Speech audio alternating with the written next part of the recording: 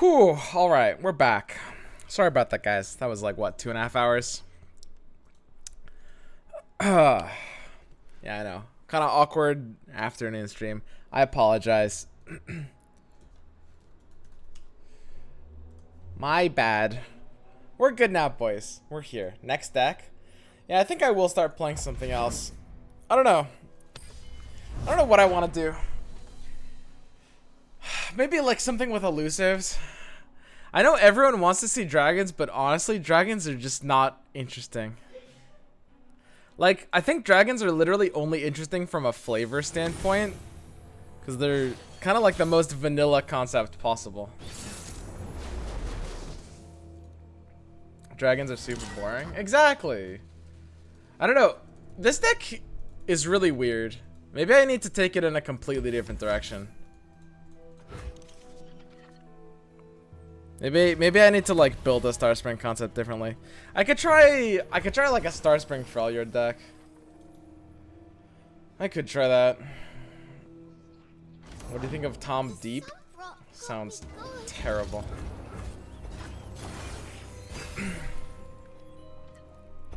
Want to mess with some of the landmarks? Haven't seen anyone use any except for the Soraka one.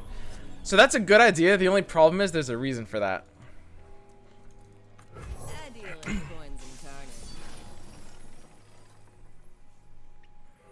Yeah, we're getting pretty swarmed out here. Like, this deck in its current builds, it's not going to be good against aggro unless we literally put in, like, you know, shit like fucking gift givers. Which, I don't really like the idea of. You could run Star Shepherd. You could run Star Shepherd and it would still be fine. I think I honestly kind of just need to keep his board as narrow as possible, right? You can mix the Nox landmark work. I was thinking about, I was like, in the last like 3 hours while I was out and about, I was thinking about the Nox landmark. Please play Lee. Ooh, that's an unpopular decision. I don't know about that one guy.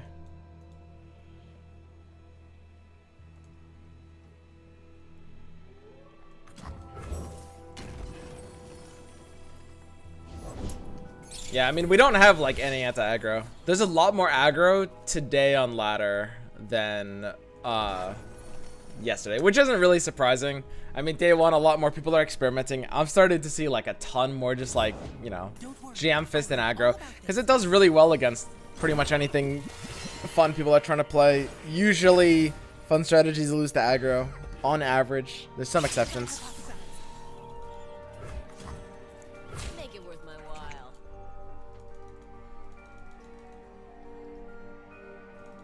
I think we're no good here, boys. Oh. Yeah, I mean, he just presses vision and he's good. It's not even close.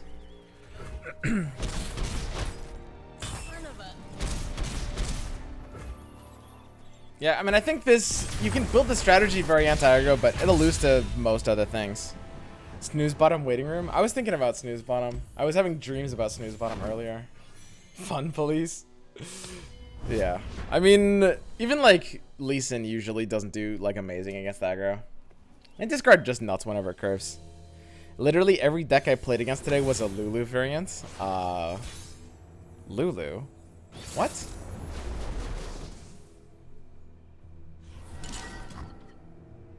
Lulu? Is Ezreal okay with Shakedown? Shakedown is kind of hilarious for Ezreal. It is.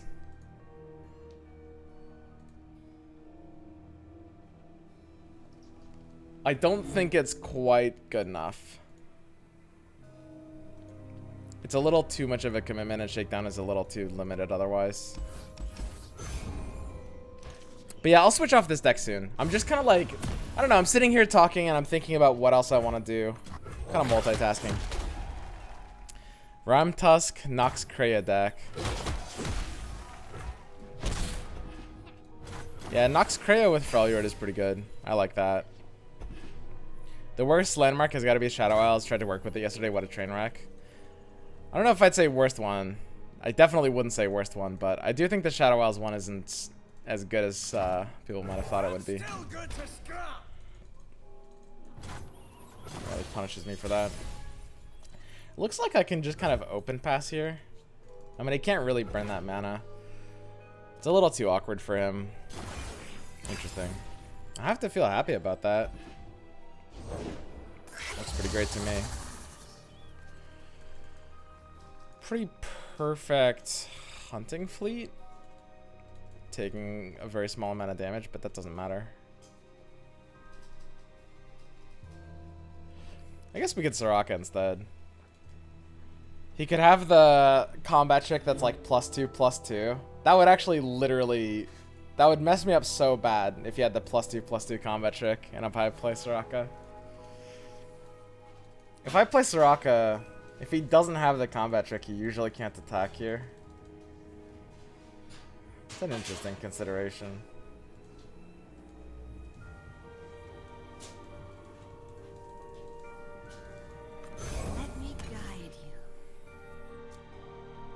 We kind of roped a bit, so that might be a bit of a telegraph. Wow. He takes this attack anyway. So this is kind of like a bluffable Soraka. Because even if he has the combat trick, he's getting pounded by like Pale Cascade. What the hell? What is this attack? That's such a big dick attack. I can't block it.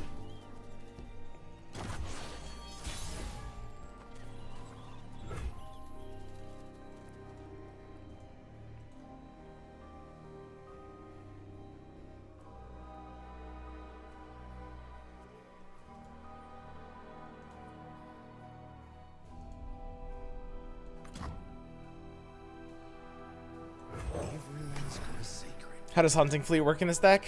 Oh, basically it just allows you to, you know, control mid-range strategies, generate a damaged unit.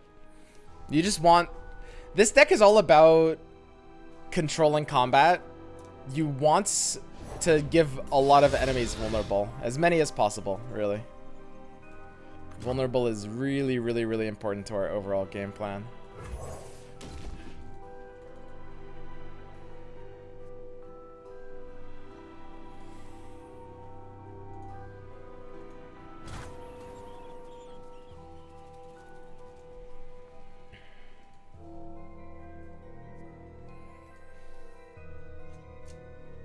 So, I do have the ability to attack with Soraka without the ability to protect her. It's just not worth it in this case. I can attack with my elusive, but I think in these boards I just skip, right? I want to give him options. Which is interesting. So we do have to be worried about weird hands of like Judgment, especially because he took that weird pass on turn 3. And he's got the Firebrand on board. Control made a deck with Kalista, Shyvana, and Vaults of Helia. Wow, what? Kalista, Shyvana, and Vaults of Helia? That sounds strange to me.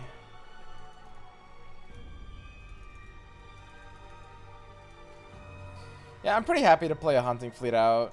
The most awkward thing is, like, we are pretty vulnerable to a decent amount of combat tricks. More so than I'd like to be. But, like, check out what's happening on this board right now, right?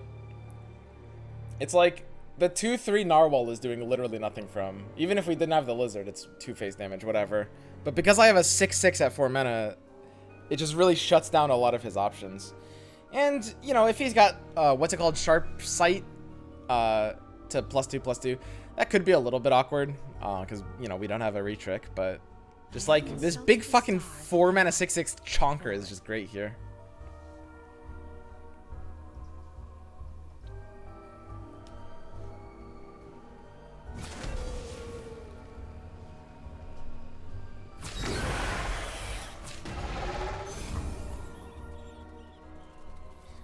This is pretty interesting. So, if I might want to keep Hush Up as an option as a counter trick, then I guess I could block something else. I do think blocking this is fine, though. Soraka can actually probably freely block this. He's got, what, 4 mana? So he'd have to have, like, a crazy double trick. Or he could just have, like, a single combat. Single combat can make me feel pretty bad about losing Soraka here. I might have to be comfortable taking the damage. The only issue with going down to 7 is stuff like Relentless Pursuit. I think against Demacia, we can just take a shit ton of damage and not really care. That's the beauty about playing against Demacia. It's like, what are they really gonna do? 7 health, might as well be 1,000,000.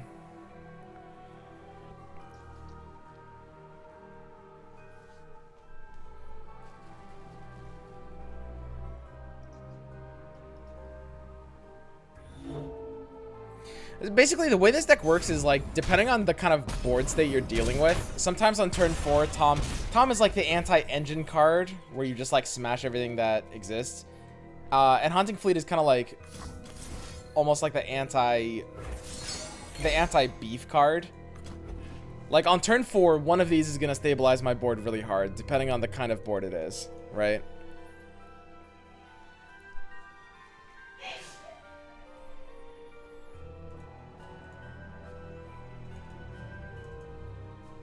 We feel pretty good about this. It's a little bit hard for him to do like crazy kill combos.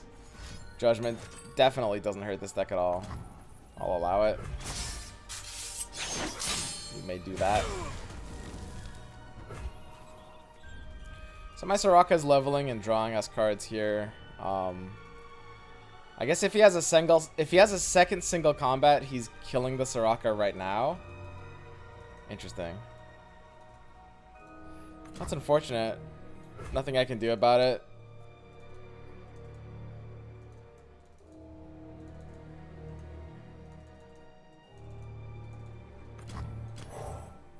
Except for potentially bluff.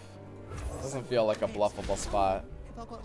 I mean, if he's got the second single combat, he's got to go for the Soraka, regardless of thinking I might have Pale Cascade. Yikes. Actually has it. That is rough. That is rough. Definitely could win him the game. Like, I feel like I had an auto win there, but the double single combat hand killing the Soraka, he might actually have a way back into this. We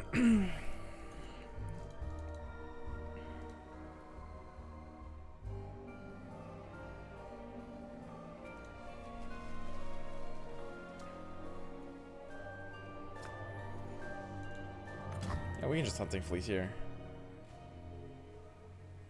Don't think we need to Tahm Kench or anything. Yeah, I mean, this is the value of Hunting Fleet. It's just like, you play it, you get a big body, you get a big blocker, and most importantly, you then end up with a damaged unit, right? So like, I can attack like this, and now because we've done that, my unit now gets damaged, and that's just more heals and more acceleration for my Star Spring.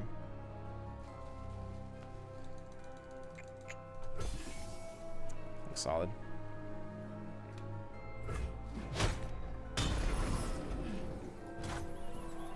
So here we can just Croaker over our other Croaker and damage the Codger, since the Codger, you know, over 2 turns wouldn't be able to heal to max anyway.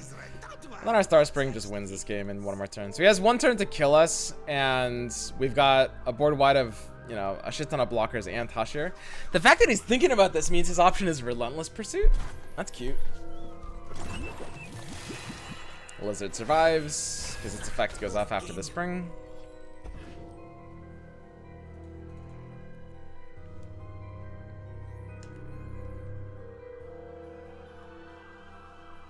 Your elusive is just sitting there. Why not attack with Lizard?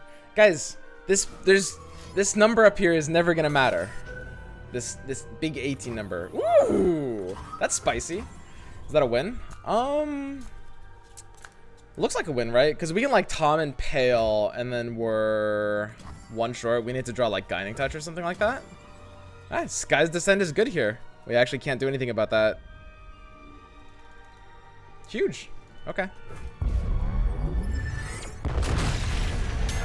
Yeah, there's really not much. We actually don't have a way in this deck to even play around that at all.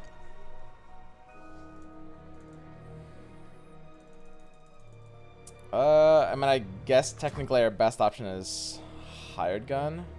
Again, we can only win this if we literally draw Guiding Touch off of Pale Cascade here, basically.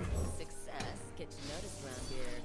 But yeah, Sky's Descent is a pretty scary card sometimes. Like, it literally just single-handedly wins this guy the game.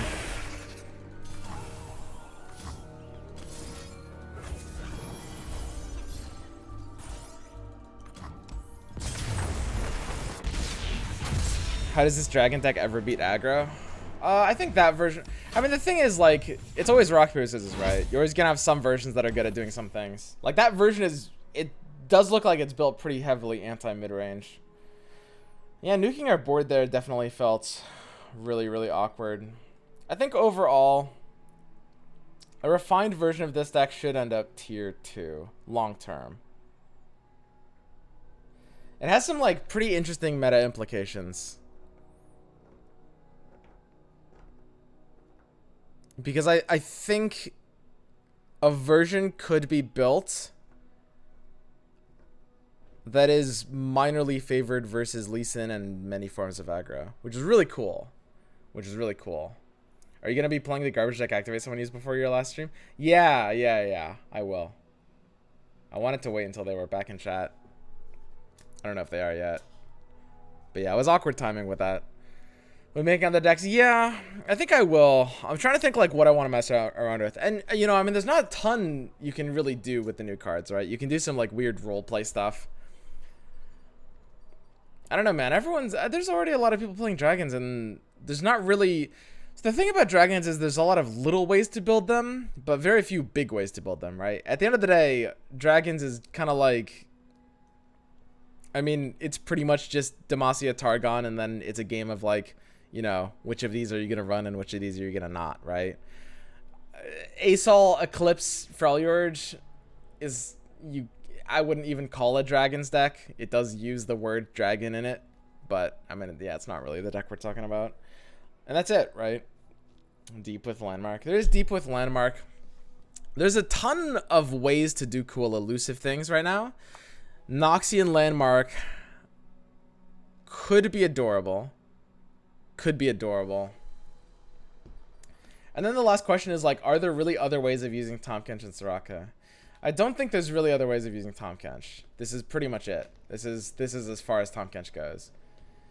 Soraka, I could see like a Soraka Freljord deck. That is possible. Trevor Snooze bottom.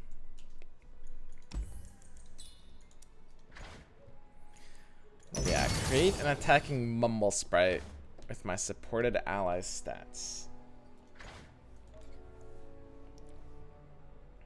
This Mumble Sprite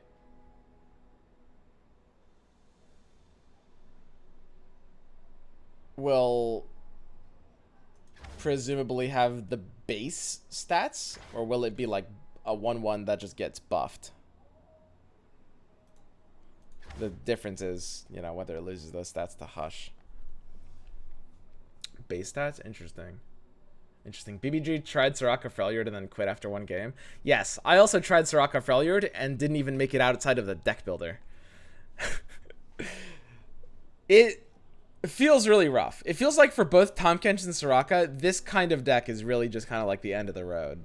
And at the end of the day, like, I don't know how much more you can optimize this. It feels... It's a very, very weird deck. Like, right now, it's trying to do a lot of things at once. It's basically trying to play for early board presence while maintaining a win condition with Starspring in the late game. It's kind of like a nut draw deck.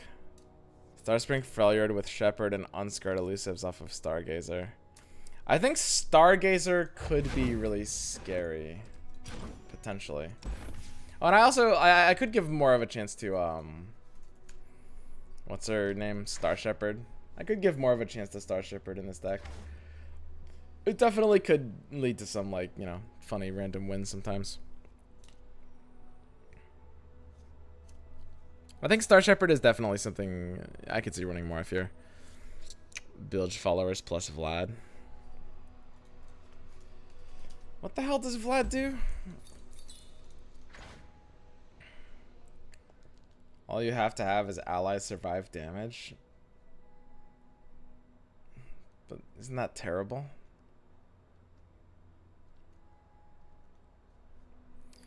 For each attacking ally other than Vladimir, deal 1 to it and 1 to the enemy nexus.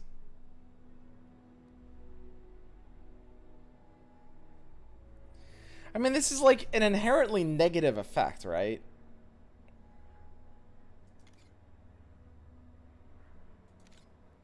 And it's like a 6/6, a 5-mana 6/6 with regen. So like, if you damage a lot of units so that Vlad's flipped on turn 5, he's kind of like a big fucking Trundle. Except he's like a Trundle that he actually can't level up. Because his leveled up version is the same as the pre-leveled up version of a pre-existing champion. Why is that? Why is Vlad after level up the same as Trundle before level up? What's up with that? And don't fucking say this +2 attack is gonna make all the difference in the world. Because that... It has drain though. Oh yes, I love fucking draining my own units every time I go into attack. Uh-huh. I don't think Vlad is the answer, my friends.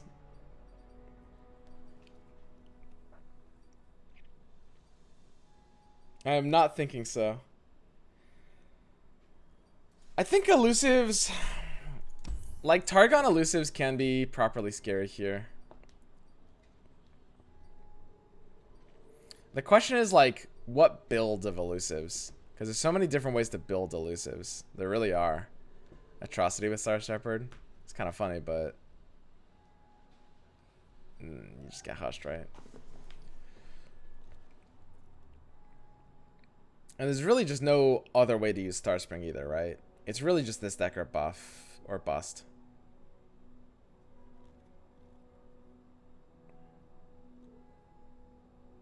Yeah, it's literally basically impossible to make a version of this that doesn't feel at least a little clunky. It's like, it's sort of a clunky concept.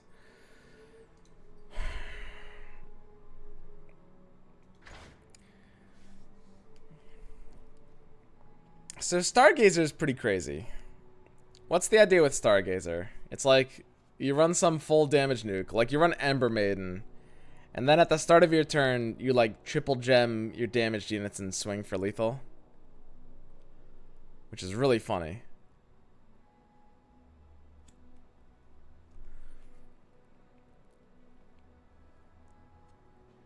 Trevor in an ephemeral deck.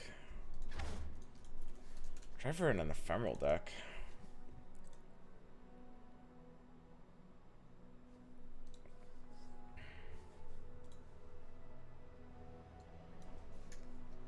One second.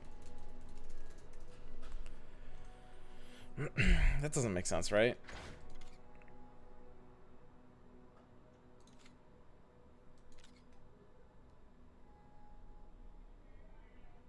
Yuck.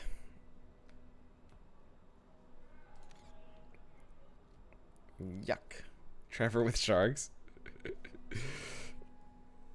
I made a shit ephemeral deck with Trevor and Stirred Spirits. Cute combo.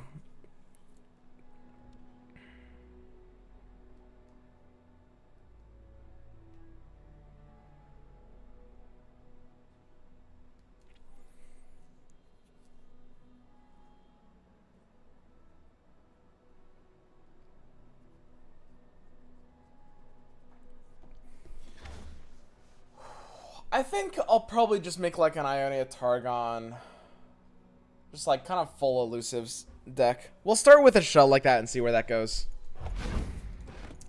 The biggest problem with Trevor is that you're very vulnerable to getting hushed.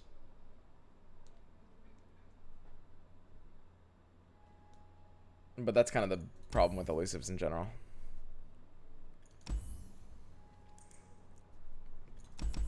Alright. We'll start something. Here we go, boys. New day, new deck. So let's just go ahead and search this keyword. Some of these, some of these. That looks good.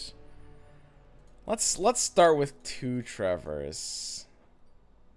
I like gem heavy versions. I'm actually not sure how I feel about this card, Leonari Shadestalker. Lifeblade actually, in theory, should be pretty good against aggro. We can run 2 Lifeblade. And basically just kind of like all the gem cards.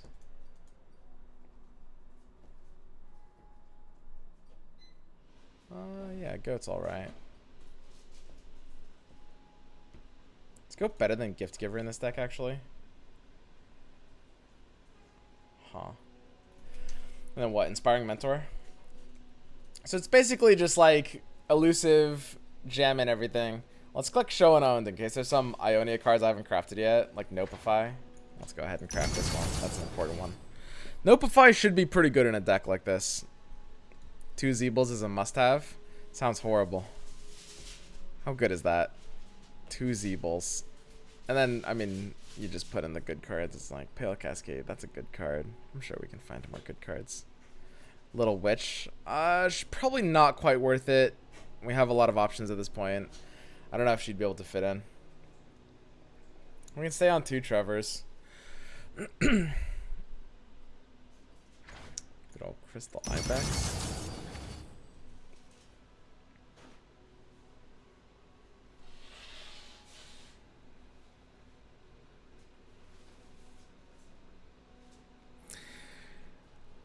And you know what? I do have to say it's not unthinkable to try to build more of like a full support deck. Like now that Soraka's in the game and she's good, cards like Mountain Sojourners, like I say, it's not unthinkable. Sneaky Zeebles. Stun enemies with 2 or less power. Why though? 2 or less power. That seems horrible. It seems like literally, it's like Yusari but with 1 less attack.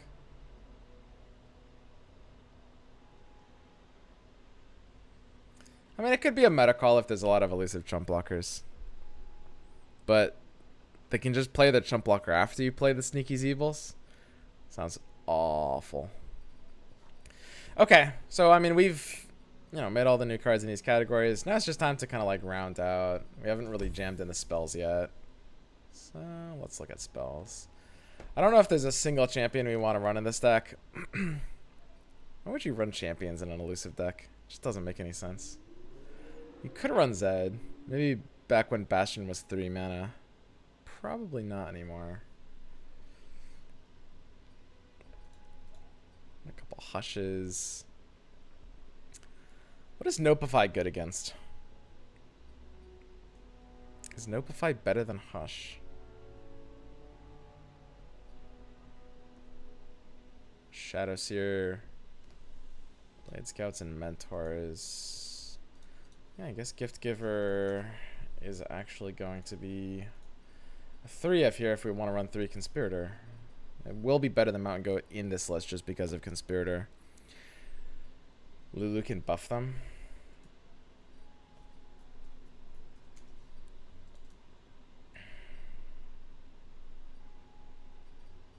Yee. That don't look good. Steve Rubin, the designer for LOR, searches pockets for keys to his apartment when a shadowy figure emerges from behind. Hey man, how's it going, man? Shadow screeches in high pitch. Oh, Rubin whispers, this degenerate again. Figure is shaking under lonely light of street lamp. Come on, man. You gotta help me out, he pleads, frantically touching his hair.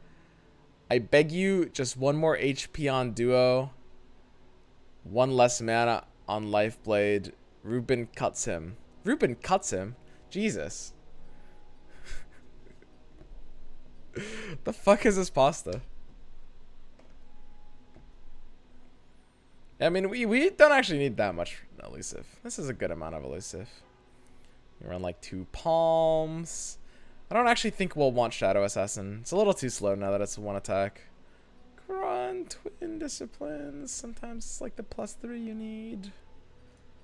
Now, usually in the gem version, we're going to have to like pre-commit into attacks a lot more. So I don't think we're going to be able to do that.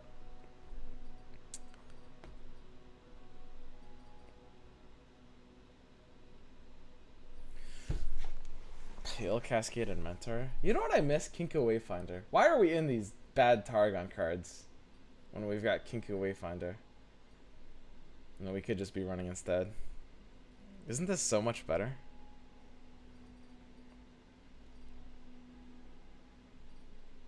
Like, what are these Targon cards doing for us?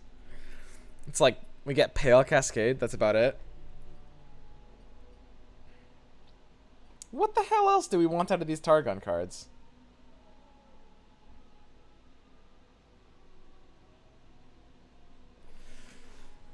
We're already maining the elusive keyword. We don't want to double up on more elusives. Why run elusives when everyone is elusive with Stargazer? Why run Stargazer when everyone is elusive without Stargazer? Checkmate. I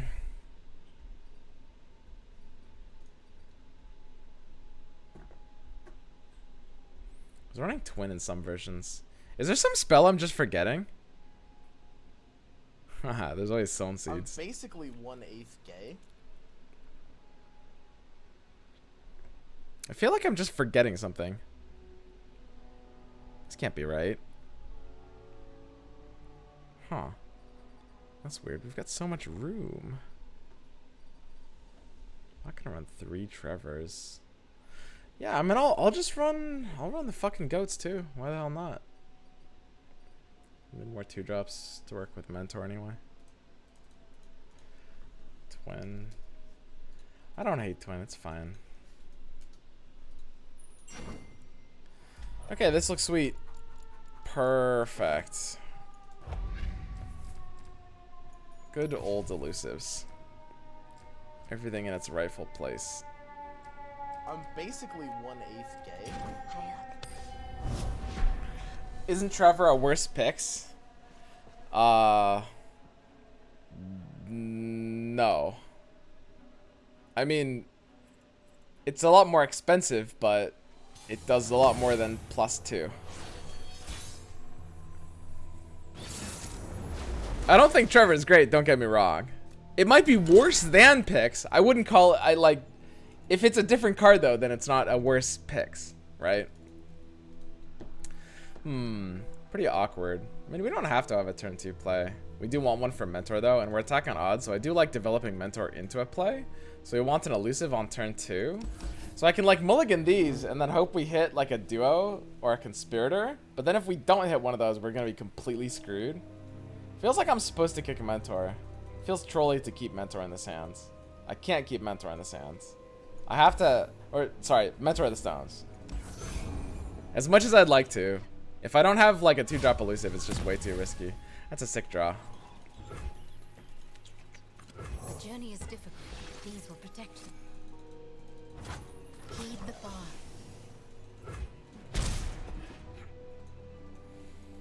Could run a couple more elusives. I don't know, maybe I should run 2 young witches just to balance out.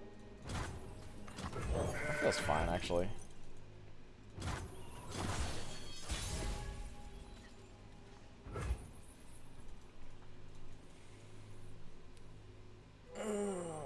I mean, if I pass, does he have that's a pretty terrible avalanche.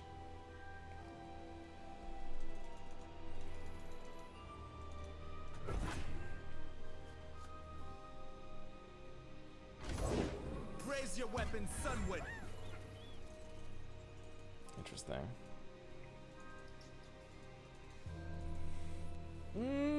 That's kind of nasty. He could do Solari and then threaten the avalanche. Could be awkward.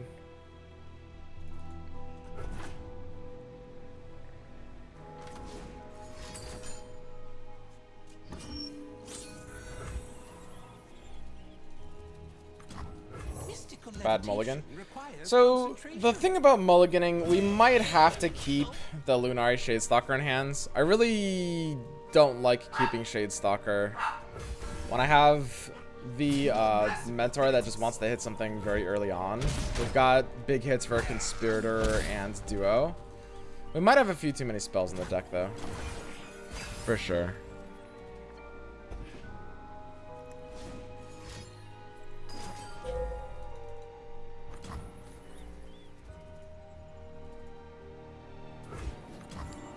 I guess it's better for me to Twin Disciplines the Goat at this point.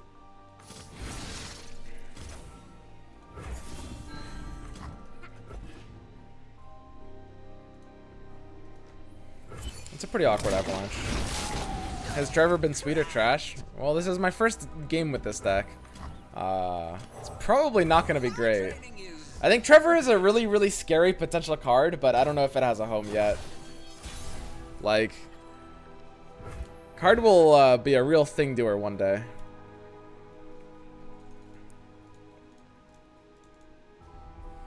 I mean, he can't really play Trundle. He could do like Trundle into Troll Chant. But he doesn't really have a great ability to block my goat here. He's got 7 mana.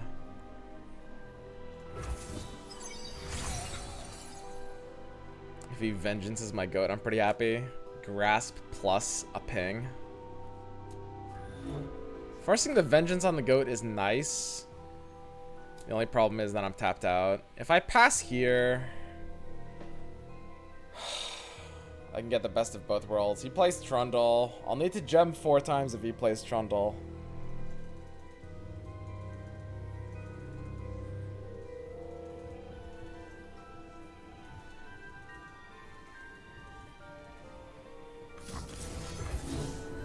Yeah, I guess it's best to just do this. That's a close one. We want to play around Vengeance by, you know, not stacking the goat. So the way to play around Vengeance is basically to develop in there.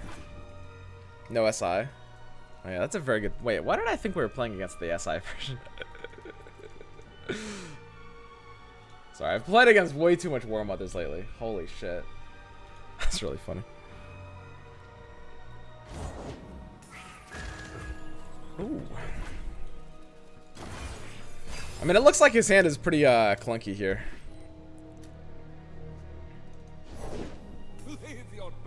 That's good for him, though.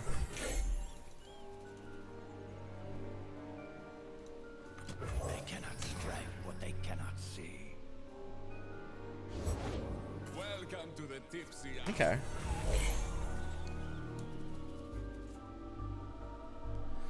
Yeah, I mean, that's not bad. The scary thing is he could have, like, second Avalanche. Kind of have to pass in case that is his play. Dude literally just has 18 health. Holy shit. I mean, we can do a lot of damage with our elusive boys. He doesn't really have any attacks here. The question is, what are we playing around? I kind of do have to develop into him. We don't have great protection. Or you just go all in on this big gem boy. No, we have to play for 2 units. So I think the best thing to do is to just solo gem my mentor up to 3. Pass.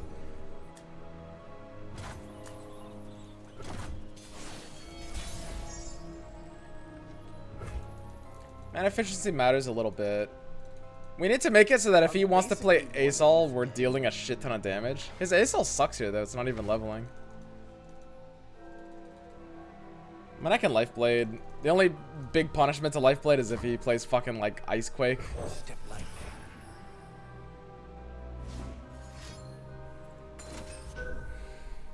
Okay. Or maybe if he has a way to, like, finish off this one.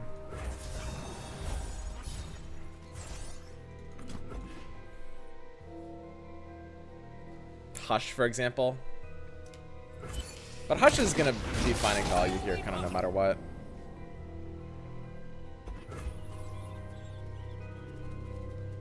So we don't want to commit necessarily too many gems into a Hush while forcing it out.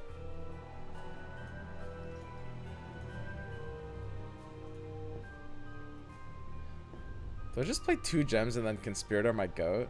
That's such a weird play. His blockers are really annoying, though. Like, my land unit's actually never gonna matter again.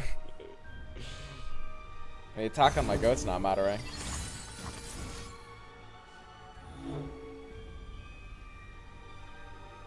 Give it 3 health. Are we dodging 3rd Avalanche?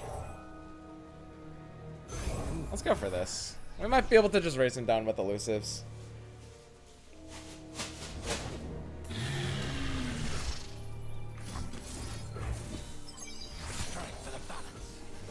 So, I mean, we're threatening theoretically a 2-turn clock here. And his attacks can't really do anything to us because we have Palm. Sky's Descent. Yeah, Sky's Descent could be scary. I could definitely see that. Serpent's alright here. We're playing duo. The Yordle here's with me.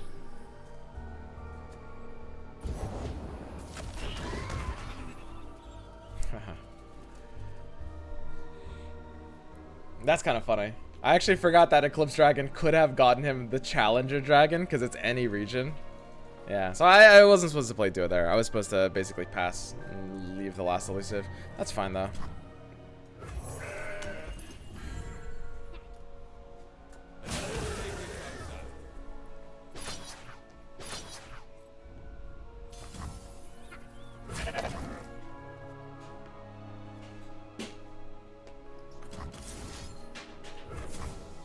Sora is just stunning this one and going in. I mean, we have lethal if he doesn't have like Hush or something. But yeah, I mean that's always gonna happen.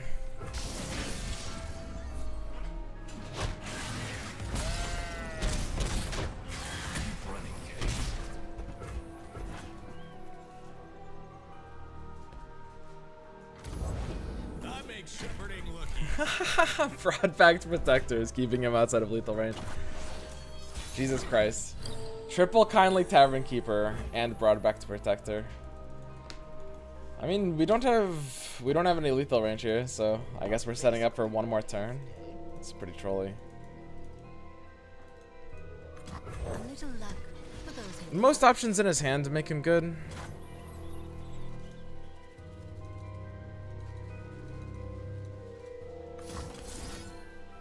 They say these were from the Protector himself. Yeah, I think I might want to try like a more aggro version of the list right now. I could see that. Basically, you know, completely foregoing Concussive Palm. Maybe running it as like a one of. The biggest obstacle that elusives have to tackle is being able to beat aggro.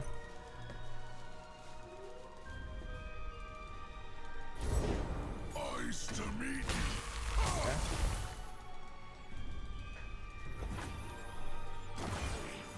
Stand back.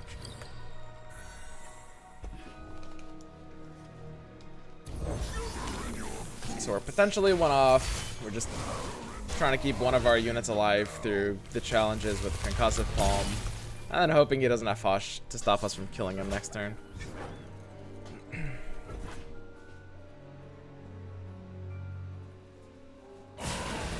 Trevor was one turn late. Yeah, it could have been lethal earlier.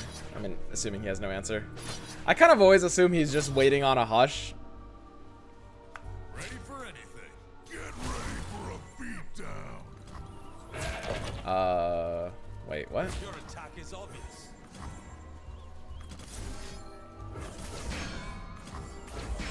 Yeah, that doesn't seem right.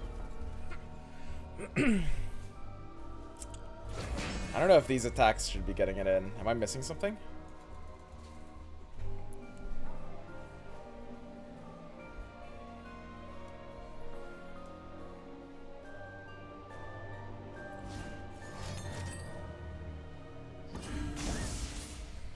So he's still losing 1 Nexus health by doing this though. Because his Broadback only heals... Oh no, he heals 3 no matter what. Okay. So open attack. And we do beat pretty much every hand right now, right? He'd have to kill the life blade on this action. Star Shaping. So Star Shaping does mean he's 1 outside of our lethal range. Because now he's at 13 and we're doing exactly 12. I'll protect you.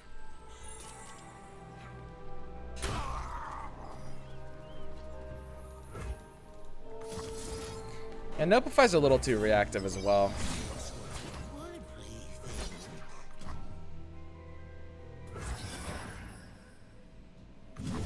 Being 1 off kind of sucks. I mean, we're at 20 health.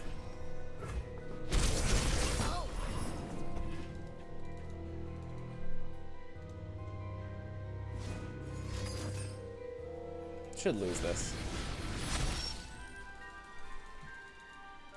It just comes down to whether we top deck an elusive before he top decks something that can answer an elusive. This is kind of already good enough. We don't really have good over the top. Yeah, against like Living Legends, we can probably concede this. We're definitely going to need to figure out exactly what this deck wants to be doing. As cute as Trevor is, I don't know if Trevor can be worth running. He is healed for like 20 HP this game. Yeah, he's healed for, yeah, about 20.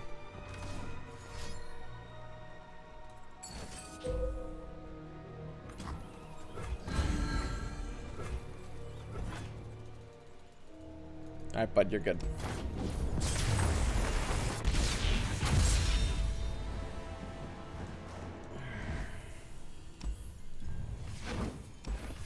So, I do think we do need a little bit more tempo. We could go for like an elusive transition to game plan with like some early tempo options that like curve into elusives.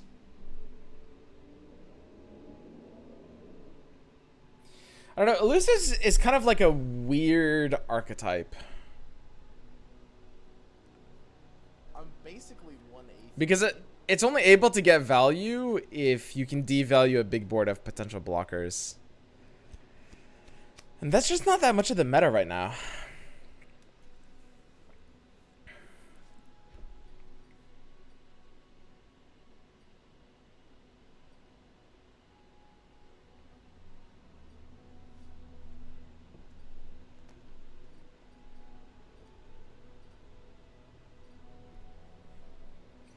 There's like 1 damage pings are there. There's enough.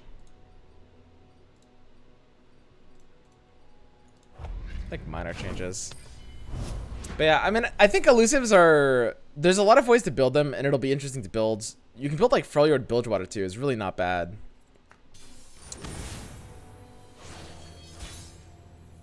It feels very difficult in this environment though for elusives to be as good as they used to be. Any place for Zeebles? Oh, certainly not. TF Swain is the one deck that really, really punishes Duo's squishy stat line. We don't really need Lifeblade since it's not like the super aggro version. I think I'd take a pretty aggressive mulligan here. I think I'd actually literally full kick. The thing is, like, even if I have ways of keeping Duo outside of like make it rain range, she's still dying to like Death Sand, which isn't good. This full kick feels fine though. Like Mentor turn 1, buffing the attack of Conspirator. This kind of stuff is good.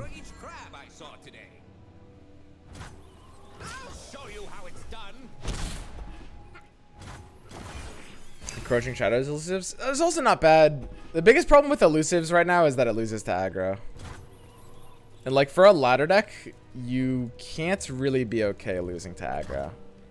That kind of has to be bad. Bank mana. I don't actually know if I can bank mana.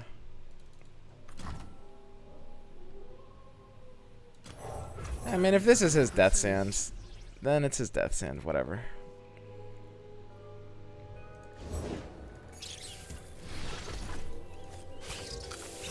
Interesting. Yeah, if I had a slightly different hand, I'd be very comfortable banking that mana, but I really want to put pressure on him since we're the aggressor here, so I'm okay with that exchange and not passing.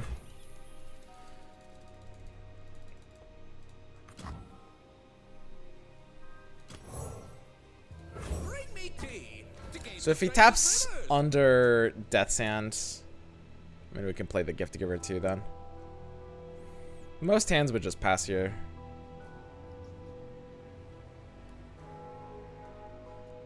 If he passes on my attack, he kind of knows my option is Pale Cascade. Oh, interesting. The most likely thing then is just Flock.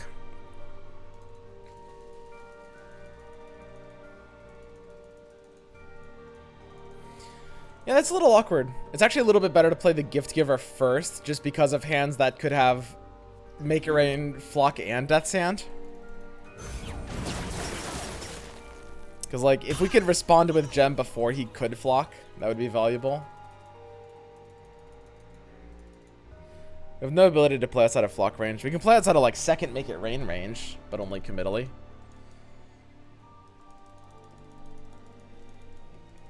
Feels pretty bad.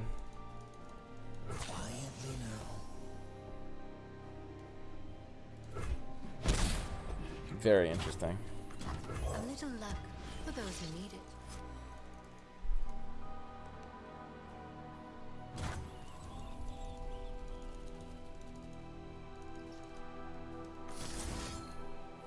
These Huh. grant a wearer harmony.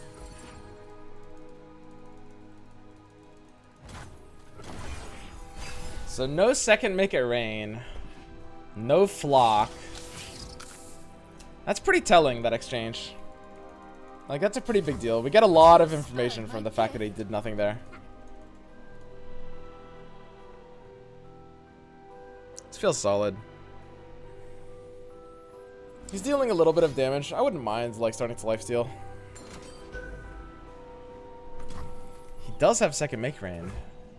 He didn't use it after we gift givered? What? Why? Okay.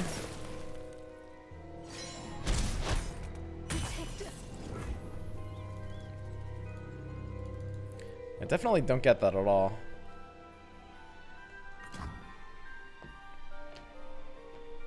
Speak, stars. Speak, I say. Ah, we're playing into red card. Deal me in. I'm supposed to play Lifeblade first, People person. just so red card's like slightly less valuable. Cracked.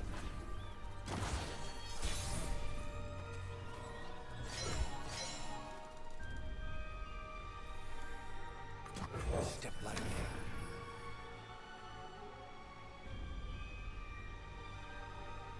Is it even possible for him to have Death Sand anymore?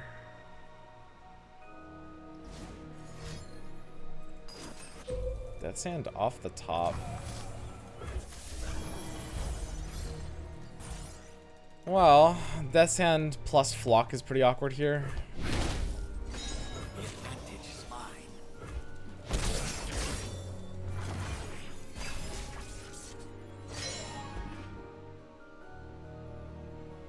Looks like trouble.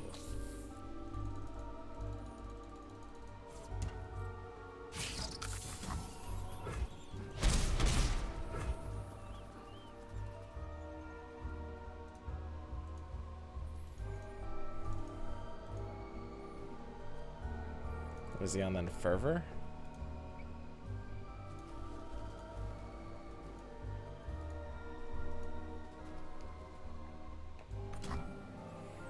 I'll just kind of jam a bunch of elusives at him then, right?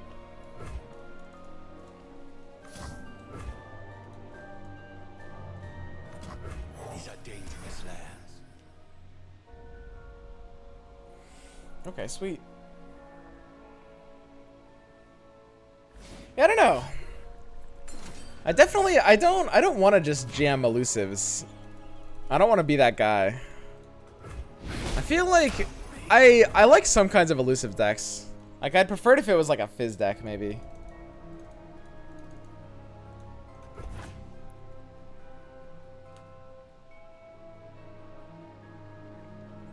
I don't know, what else is there to mess around with? Scorched Earth. What the hell? Is this guy controlling? It's not the card, it's the sequence here. This doesn't make any sense at all. He had second Make It Rain.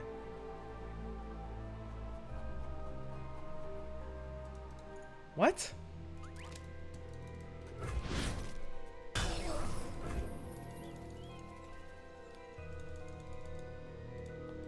Why? Why would you wait that long to use it?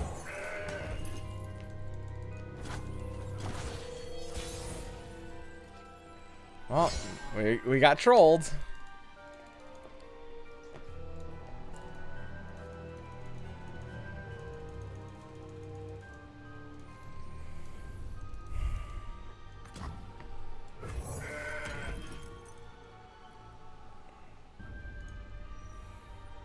Aggro has been bullied out by Kentraka. Just me. I think Aggro does pretty well against Kentraka, or at least it does fine. Maybe not even favored, but it's totally fine. I definitely wouldn't say aggro's bullied out by that deck at all.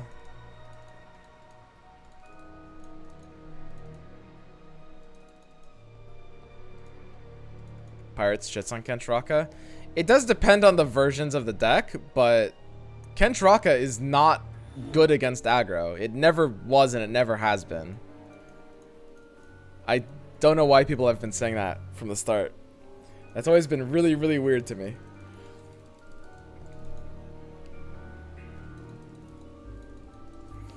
We probably just have to pass here, sadly enough. We do like one Blade Scout. It's actually not worth it playing the second one though.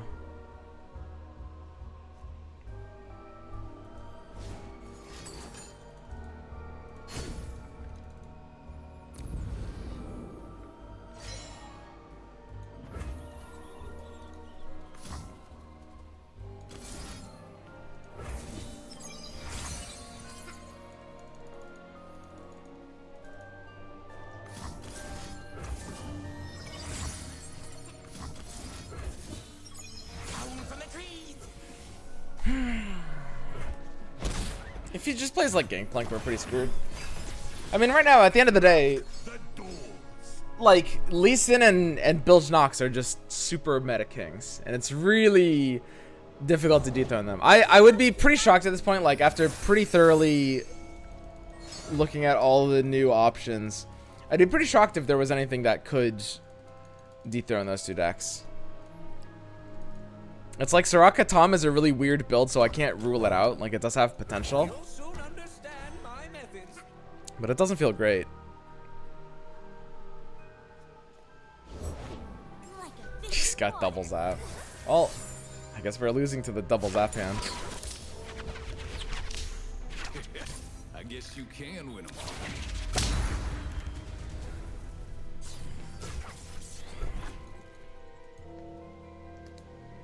I'm playing Darius GP aggro and it destroys it. Yeah, pretty much any form of aggro should be destroying that. I mean, right now, aside from Lee Sin and Bilge Nox, and maybe some like Freljord control variants. Freljord control is kind of like the third good deck, pretty much. I'm a firm believer in Soraka Tom. I don't think Soraka Tom. So Soraka Tom's a really weird deck. It's very powerful, but too inconsistent. And I don't think there's a way to build it for heavier consistency. I do actually want to try out Star Shepherd. I think I dismissed Star Shepherd a little too early. But there's not that much else.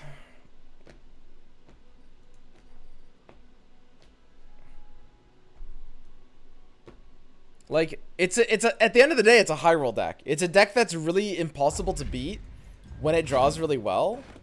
But I mean, the downside of that is, yeah, it always has the ability to clunk out. Powerful but inconsistent. Yeah, exactly. It's powerful but inconsistent.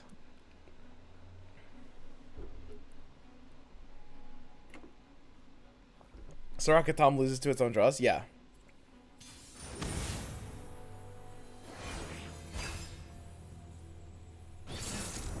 I don't know. I feel like there's got to be some majorly different ways to build this.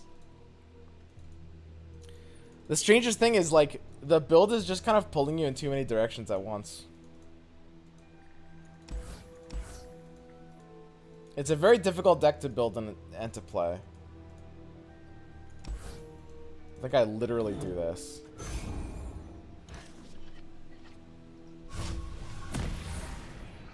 Interesting.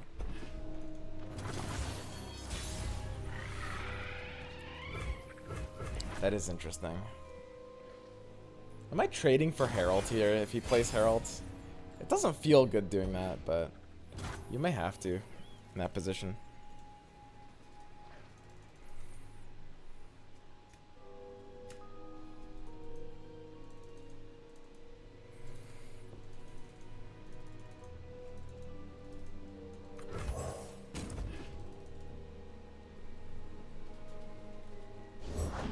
We were forged in Dragonfire. Go for it.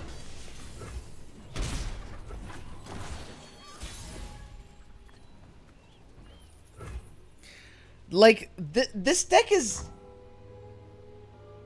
basically the best way I can describe this deck I'm basically is it's an eighth basically an aggro deck, except I don't attack the opponent's Nexus at all. But I do all the same things as an aggro deck. I curve out early, and I try to maintain like tempo on the units. Except in no way is it actually an aggro deck. And it's like a cool concept, but it's what makes it so difficult to build. Because you'll always end up with a lot of cheap units that you're just like devaluing so much of their potential by not being able to attack for value, right? What? That didn't just happen. Excuse me? And yeah, this is Hunting Fleet in a nutshell. I mean, that was a weird play, but still, this is just kind of like what this card does.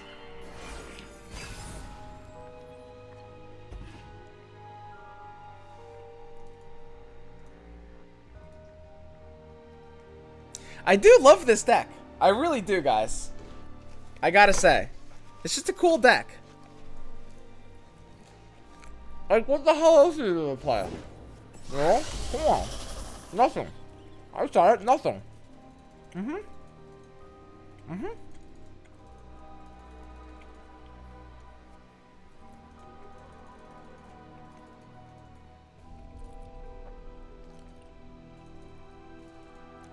Does this guy have another single combat? If he does, I kind of need to keep Touch Bastion. Nah, I'll let it die at that point. He can have it. Every step, a new journey.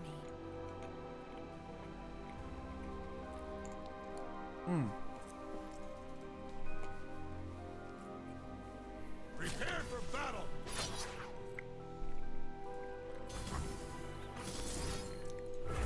Alright, great. Cool.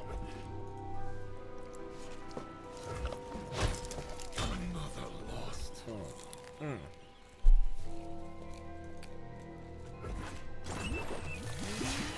The possibilities are infinite.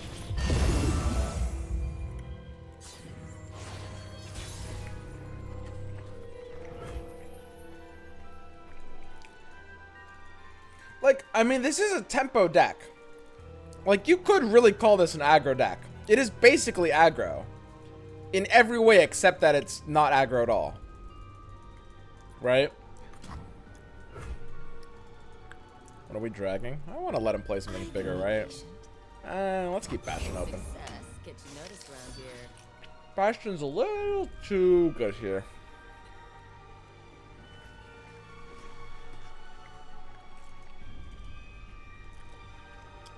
Like, you play for... It's a tempo deck. You're putting the game onto a clock by owning the board, right?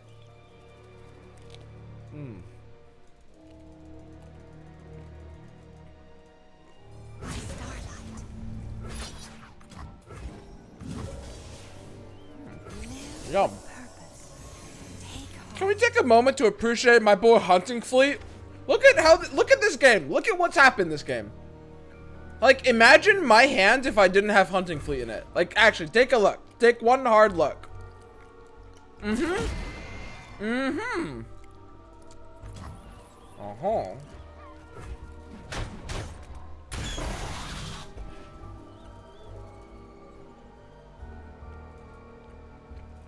Wow, he's actually thinking about eating my Soraka. Oh, please do. Make my day.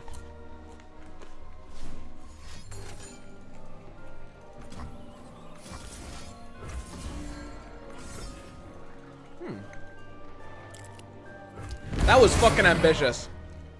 Live with purpose.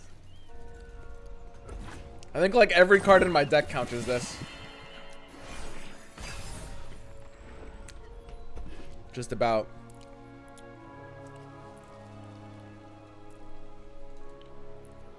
Okay, cool. Imagine interacting with the opponent. Yeah, exactly. When you think about it, The reason I like this deck so much is Starspring is basically the same thing as Elusives.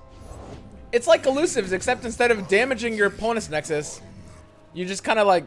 I mean, you're still counting to 20. That's why I like this so much. It's just another count to 20 deck. Isn't that what we all want?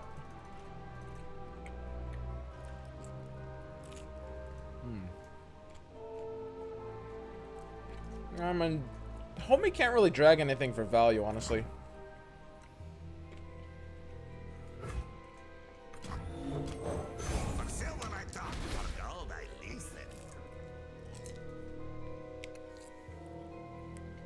Dragons Keck W. I'm not gonna lie. Dragons are pretty Keck W, guys. It's just Destiny board? Exactly! Starspring is just Destiny board. It's like when Yami Bakura used Destiny board against Yugi in the Battle City Finals on the Blimp. That's how it feels. That's so good. It's so good.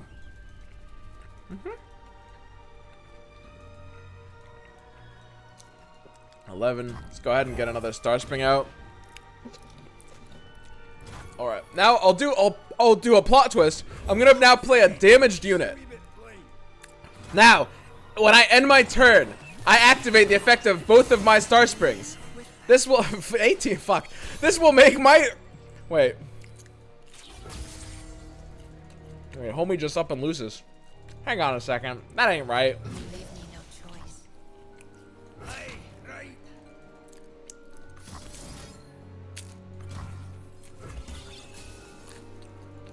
It's the only possibly correct play. The only play that makes any amount of sense at all. I'm just gonna check that out. Live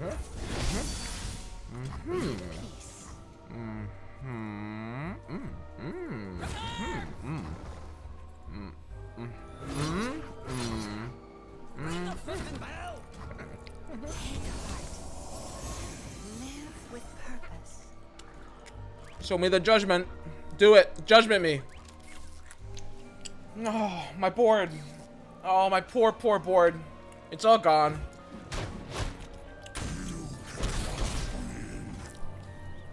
I was really looking forward to being judgmented there.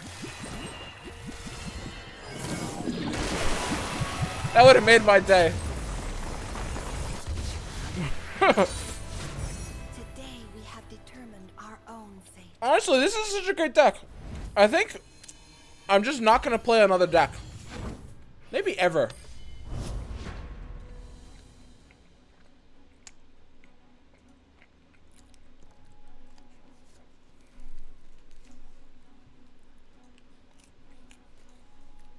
This is great.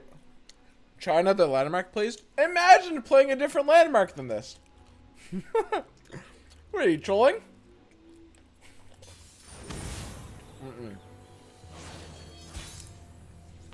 Wow. I think that's just kind of who I am. I think I just play one deck per patch. It's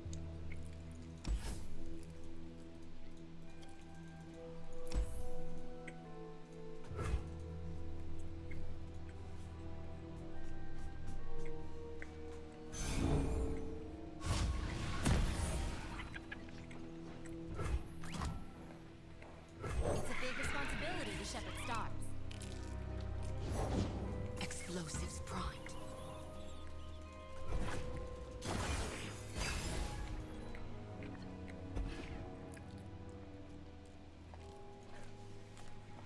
Everything's in place. I'm gonna fuck my shit up. Oh yeah.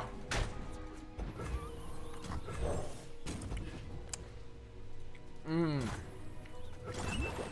feel better when you feel better.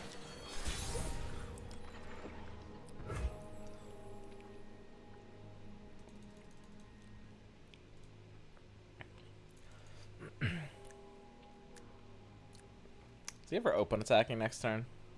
Who would do that? I wouldn't do that. Nobody would do that.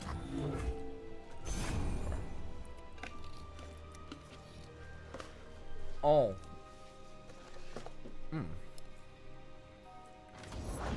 I have the best job. How did you get to know so much about stars, Soraka? Well, it's a long story. We look after our own.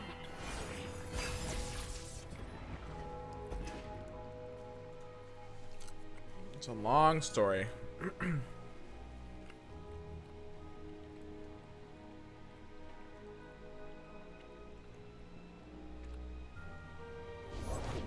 No one's the wiser.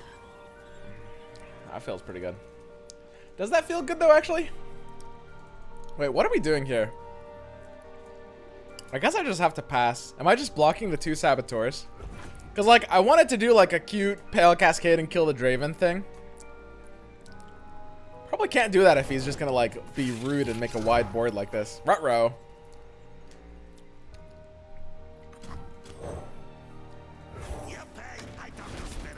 Yeah, I'll just kind of have to let the Draven slap me. That's fine.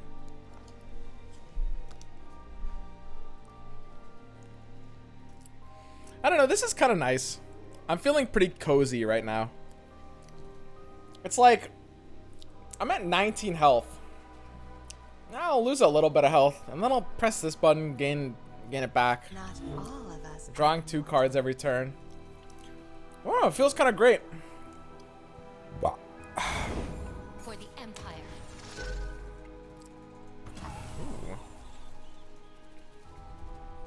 Make the Empire proud. I guess I'm not even using any combat tricks, huh? I guess I'm literally just playing hired gun. Okay. Who's on top of the bounty board today?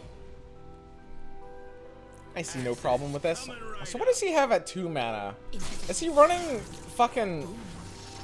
What if he's running Transfusion? What if he's like a real fucking old school player? Please don't hurt them. Could it be? Better than this. Got some fight in ya.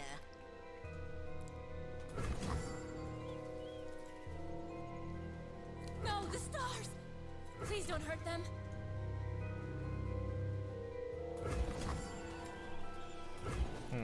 I guess this 2/2 can't really block. I can be patient.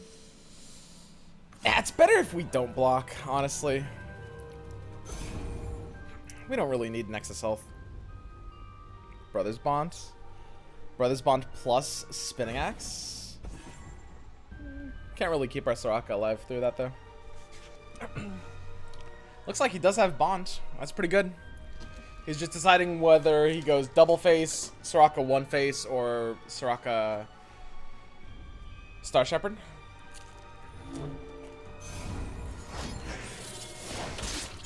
Time for the money makers. No Bond. Okay.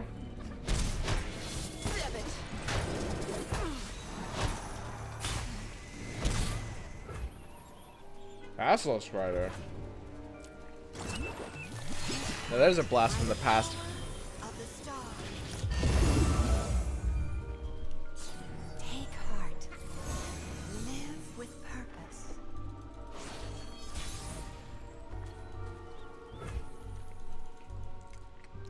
Uh-oh. Draven's vulnerable.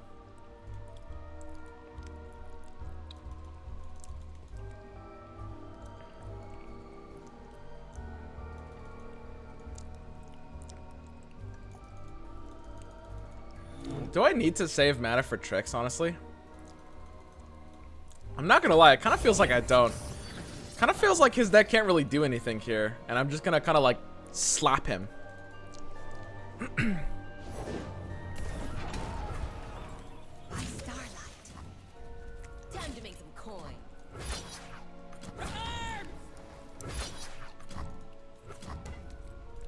Yeah, this looks good.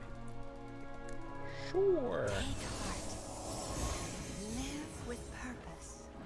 Oh, if we had Shakedown one action earlier. Can't really even need to do too much with Shakedown here. We almost can. Yeah, I don't know. Maybe I do want to go like earlier into units with what's her face, Star Shepherd. Maybe that is the best direction for this deck. Just gem fucking fist in a bunch of Star Shepherds. I don't hate the card compared to a lot of the others. Feels fine. They will bleed for Noxus. I have my orders.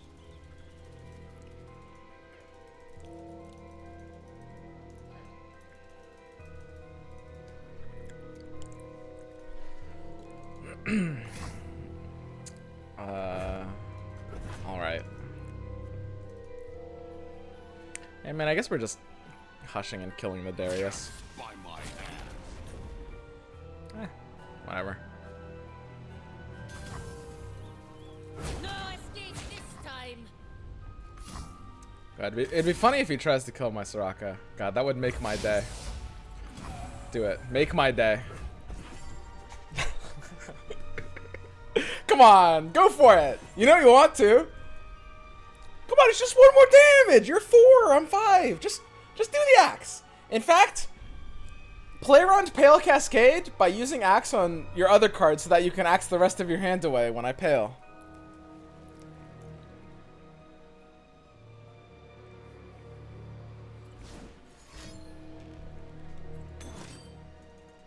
Oh man, that's less funny. I wonder what we're actually doing here. Is there anything we're getting off of touch? We really don't get anything by touching ourselves here. I guess we're just chilling. 10 out of 22. How much of a wide board are we going for? Wait, homie's got 1 card. That's no good. So like, why even run Starspring when we just fucking jam into him with hunting fleets every turn? What's the point? Ooh, that's pretty good. Stars fall. I hear them. Take heart. Live with purpose. Oh, there we go. He's at 20 somehow. Yeah, but I mean, the turn we're gonna kill his health is basically the turn we're gonna Starspring him anyway, right? It's pretty much the same.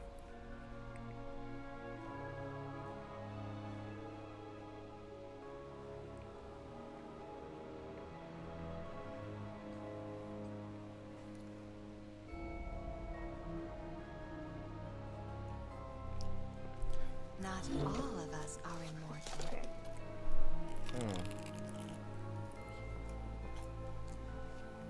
Anything on this expansion for the infinite mill combo? I was thinking Fortune Croaker. Oh yeah, Is here. right. That's true. Yeah, that deck. That sounds like a good swap.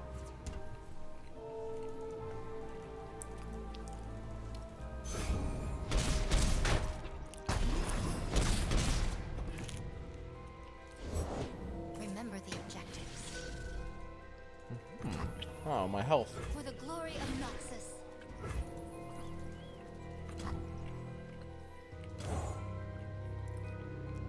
Health's getting lower. For silver I talk, for gold I listen.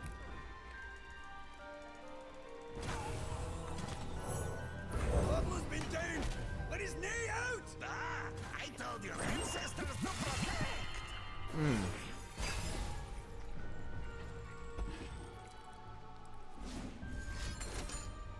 Uh-oh. Oh. Narwhal. Disaster. You're getting narwhaled.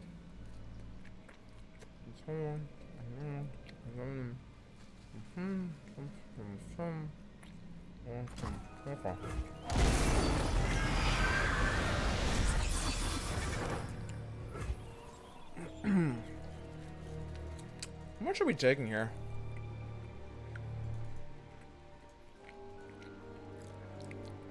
I'm sure if I pass, we'll be fine, right?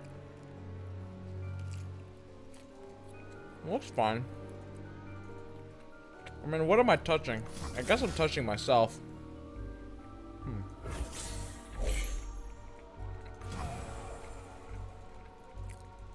Are there any draws that do anything for me? Oh,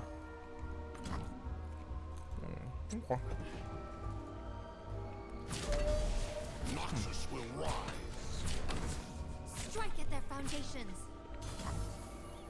You are better than this. There is assistant! Oh, you're a wee numpty! Yeah, it's kind of more BM to do it like this. I want to let myself get into decimate range.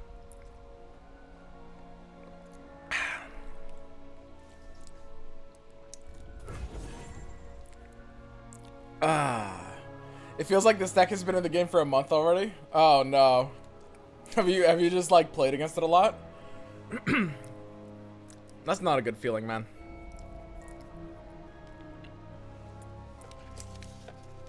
Yeah, a lot of people aren't a big fan of this one.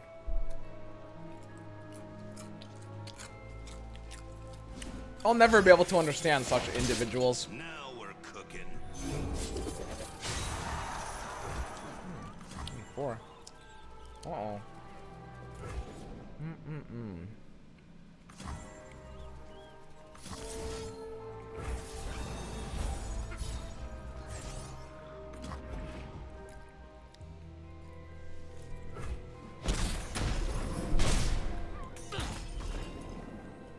We gotta play around the Scorched Earth Harrowing hand.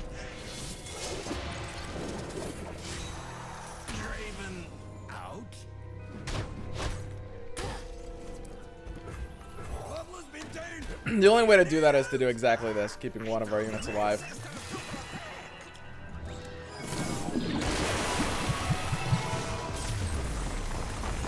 Alright, neat. I think there's gonna be better homes for both Raka and Tom. Really? Like what though? I don't know, man. I mean, the only really other way to use both of them is Freljord, because you can run like Raka Freljord or Tom Freljord. But I'm not, to be honest, like the hugest fan of like. I don't know if those will be great. There's some potential, for sure.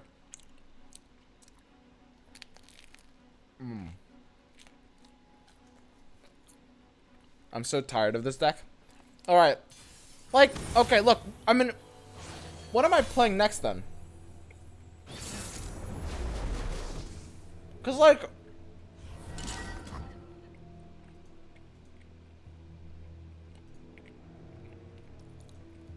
what else is there?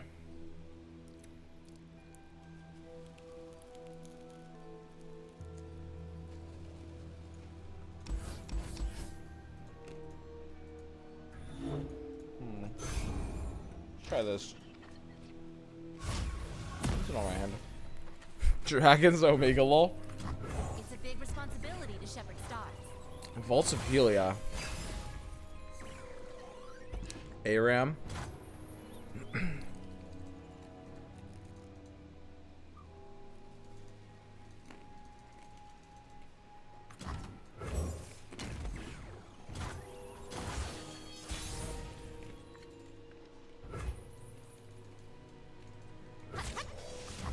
This attack is actually important, by the way.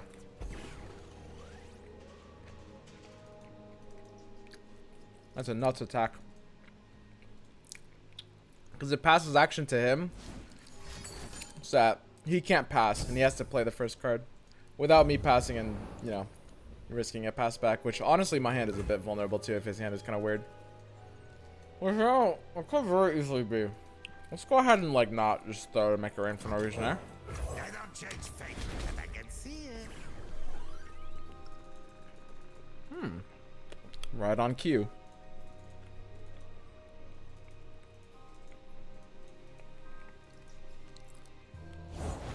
Be nothing left when I'm done. Interesting. Was he thinking about flocking there? Look after our own. I was at 1 mana. I probably would have taken that flock if he had it. Double keg, make it rain.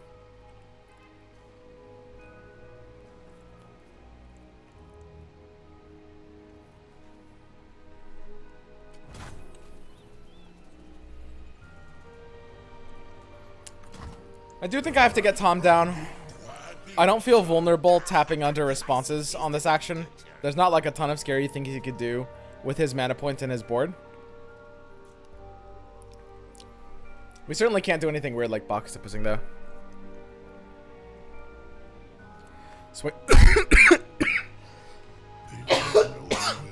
Swain TF destroys Soraka Kench? I don't know. You mean if they're running like the if they're running Scorched Earth, I think it's favored. Because this is often a matchup where you do need the landmark win condition. I don't know. I haven't really felt bad against Swain TF with this deck, honestly. Let us peruse this establishment fair.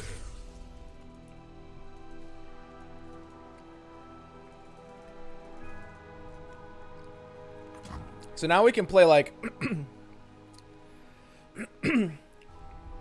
we can play Boxtopus and Starspring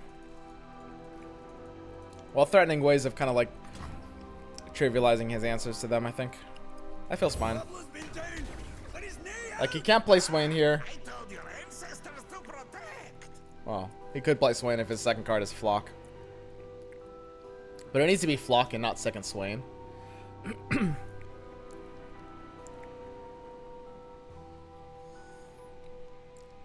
And this is kind of the best thing about it. Like, we're forcing him into playing first. Well, threatening pretty good passes. The only problem is my passes are kind of only as good as my damage nuance. I don't have a ton of damage nuance. I'm always up for a round or two. Okay, so we need to, like, make it rain to finish off my board then. Otherwise, that's going to feel pretty bad. If I hush the keg, it only does 1 damage, but the keg still stays on the board, so it's kind of stupid, right?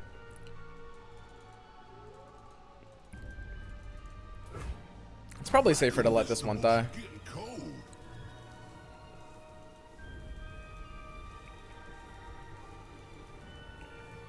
Like, he could literally only do this if his card is Make It Rain. Hush keg and eat it. That's actually kind of interesting. I don't actually want to eat the keg, though. In the bizarrest turn of events, hushing the keg is actually not even that bad of a play here.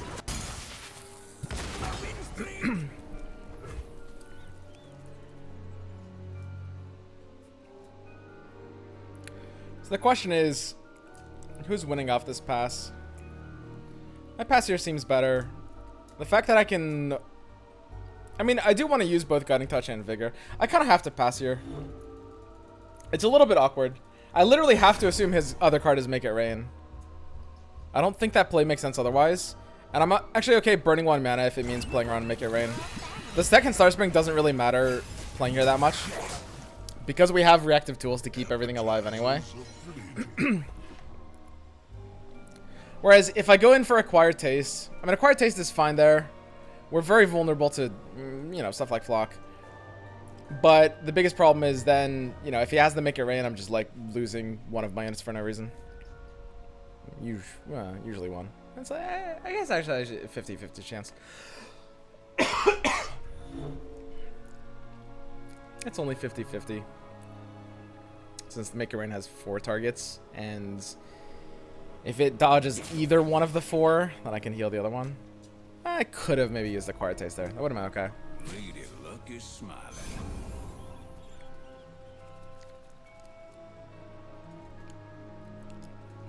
That's quite interesting. Am I ever worried about my Nexus health? It's kind of funny. I don't really feel worried.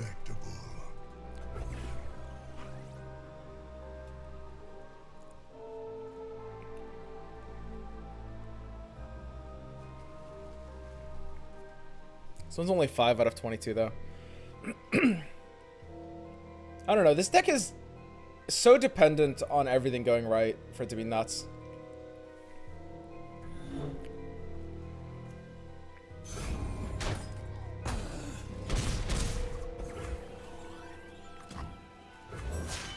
The possibilities are infinite. I'm gonna block the TF. There's some weird hands that I guess could punish that. I'm mostly playing on Flock. We have like Guiding Touch to beat Flock. But then if he like just replays a card that actually punishes it, that feels bad too. Okay, so he's playing around basically single Guiding Touch. Interesting. I'm actually pretty okay with this. That's a pretty awkward guillotine. Sure. You can have my Tahm Kench if you're guillotining like that. Could play a second one. Or I could just chill and not care.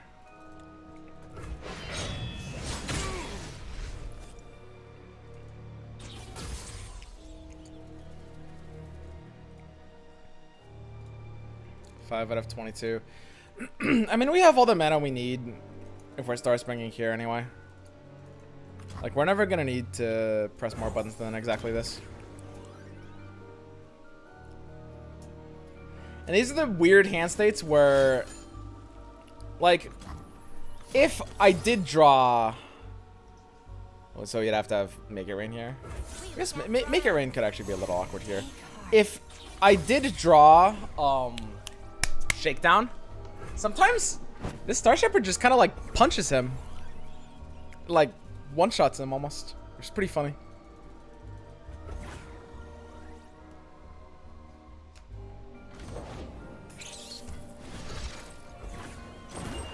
I feel better when you feel better.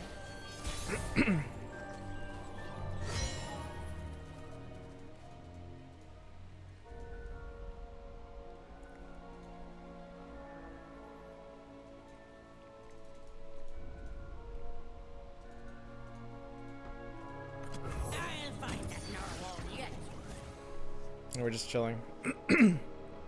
Basically, he's gonna be the one that has to kill us. Just waiting 2 turns with Star Spring. Double Hush Hands makes me feel pretty safe. The rest of my hand is kind of bad though. Maybe drawing more off of Soraka here.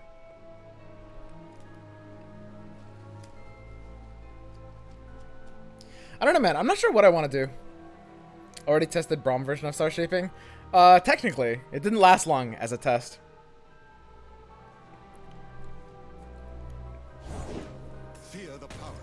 Nightfall is still popping in this meta? Popping, huh?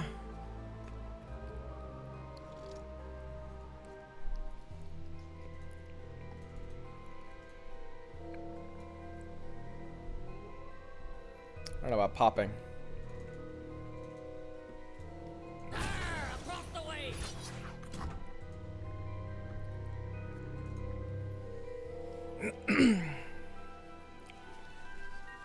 I mean, Soraka does have an attack here. The only problem is, like, we're not triggering anything, and he's never blocking. And I guess this is the only attack. Yeah, Shakedown would be really good here.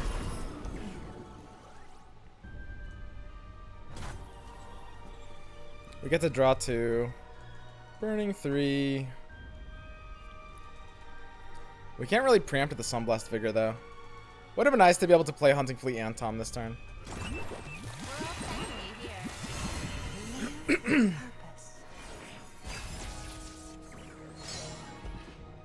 Okay, the Croaker is good. I think the Croaker will make it so that we just need to survive this one attack here.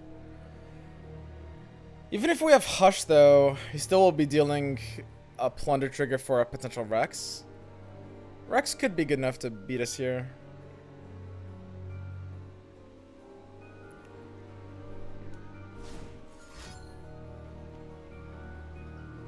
Yeah, it was probably, like, relevant enough that, like, either blocking the TF before or protecting my Tahm Kench.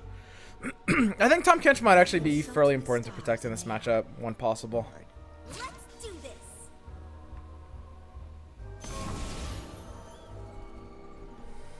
Well, I'm always Hush blocking that. Not a chance I don't Hush block that. Go no further.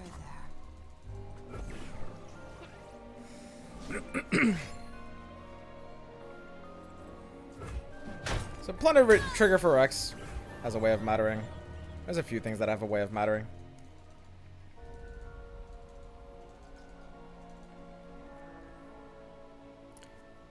The second Star Spring is literally useless here. You pay, I talk to spirits. These are my rules. Bring forth Aran. Well, Leviathan is pretty scary. So the third Swain level up will be the stun. My Star Shepherd's, you know, the one getting stunned here. Doesn't matter since, I mean, it's never connecting anyway.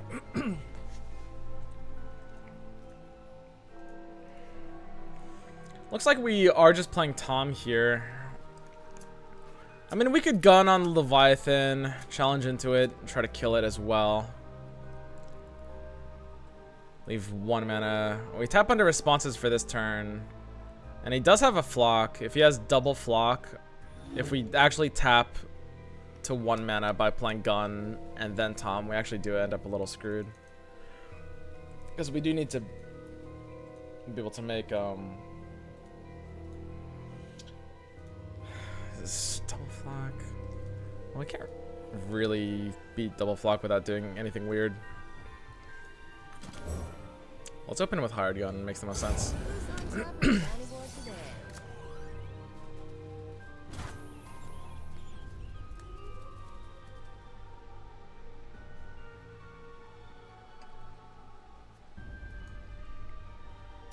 This is 9 out of 22.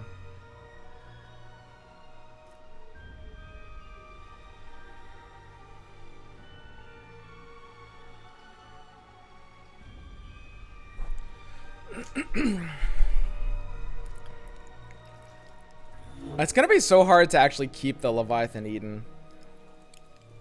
Like, even if we eat the Leviathan, he has so many counters to that. I don't know if I can actually play for Tom here, which is very sad. I feel better when you feel better. Take heart. Artillery barrage. Yeah, we are 1 turn off. We have like 1 hush to survive the next attack. There's some face damage stuff that just kills us though.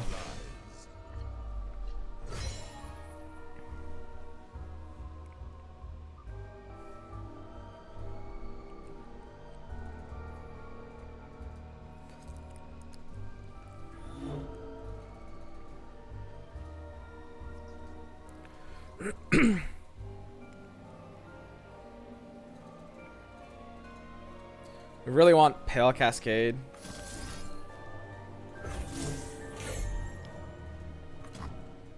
Threaten the Swain. Threatening the Swain doesn't do too much here. Force into a bit of an open attack. I mean, these never do anything. With purpose. Take heart. I don't know, man.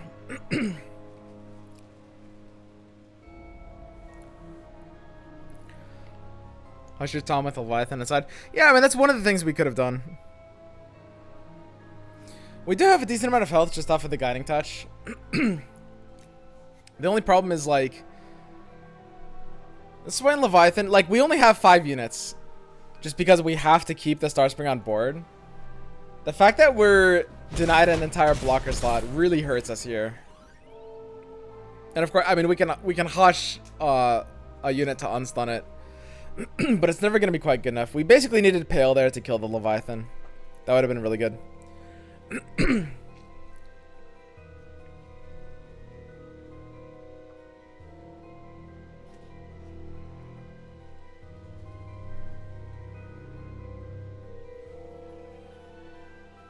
Need Stargazer. Stargazer wouldn't work well in this kind of deck. It would have to look pretty different to run Stargazer. Interesting. Swain's Flock on 13. Alright, sure. I'm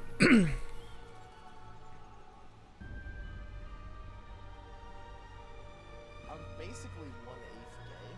Potential 5. Yeah, man, it looks like we're just dead. We should be barely dead, but we should be just enough dead.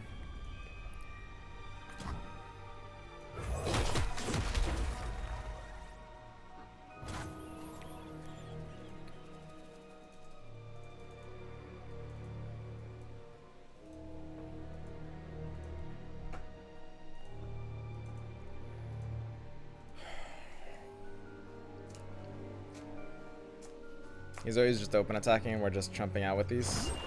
We're all family here.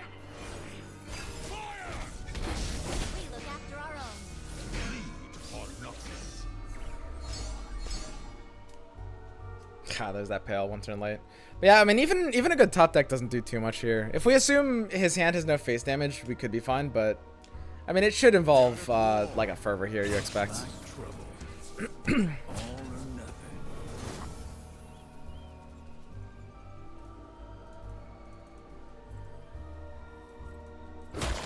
This is outrage!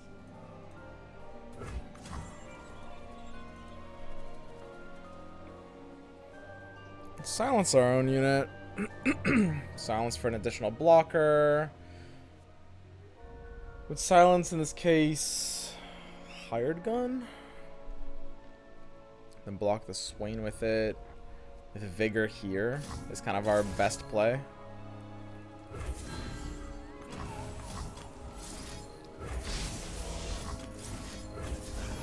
Ooh, got some fight in ya. I can be patient.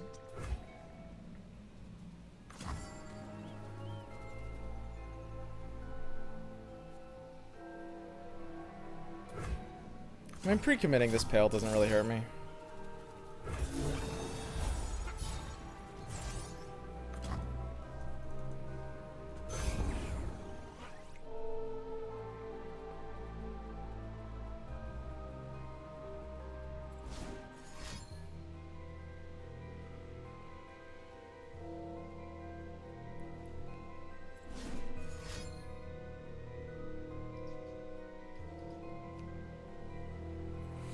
Yeah, it's just like 1/8 gay.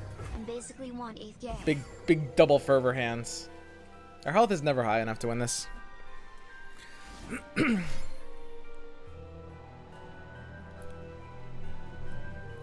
Yeah, I don't know. I don't know what I want to mess around with here.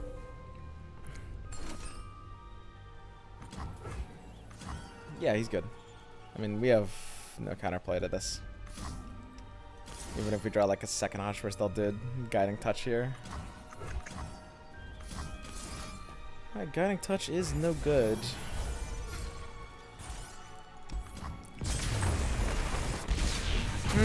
I don't understand Shepherd's point in this anyway. She can't block or attack well. She's a 1 mana card that has 3 health and attack.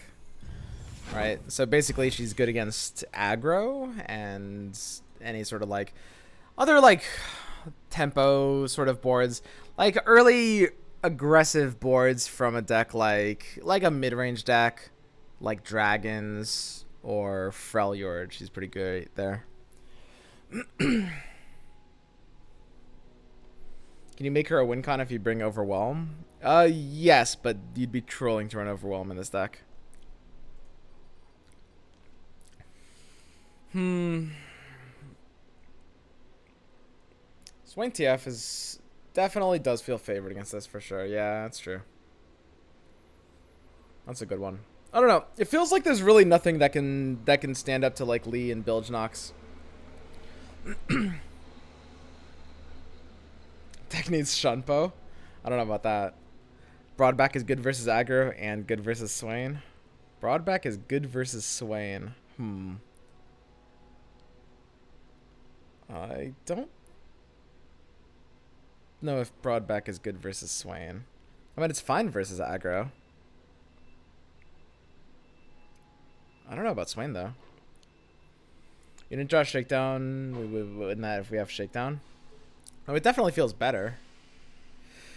I mean, there's just something about the idea of like building an all-in Starspring deck that, I mean, it's got a powerful game plan, but there's no single like coherent 40 card package to apply it all together, right? You're always going to be susceptible to vulnerable to bad draws, no matter how you do it. Just because of like, basically it's a deck where you have to draw your cards in the right order, right? You need to draw your like cheap units and Starspring early, and then your combat tricks and spells like late. And if you don't draw them in that order, then you're gonna be losing the game. What's your win con when you fail to draw Starspring? Usually just Soraka or at value. But yeah, I mean, we're still losing to decks like War Mothers without drawing Starspring for sure.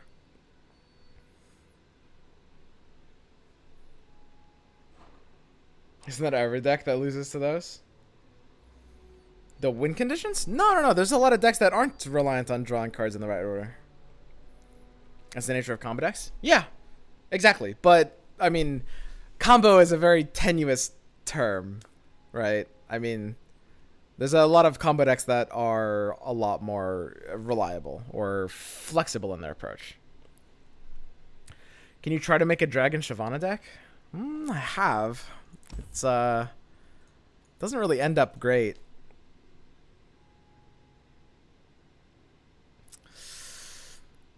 Yeah, I don't know, man. I mean, it really does look like for the tournament tomorrow.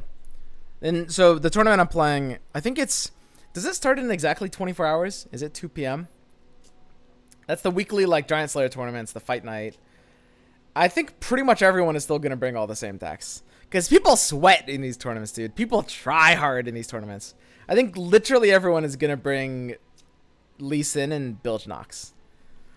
Feels like literally nobody. Some weirdos are going to bring War Mothers. Sure. But it's just like, it's so hard to actually try hard against, you know, tier 1 decks with any of the like super new stuff. I mean, obviously Croakers are a really great card, and any of the Bilge Nox decks just get better off of it. Hush at 2 mana, and even like Nopify. I think Lee can use Nopify pretty well. It's like a lot of the new cards just support the tier 1 strategies as well. Here, let me be right back.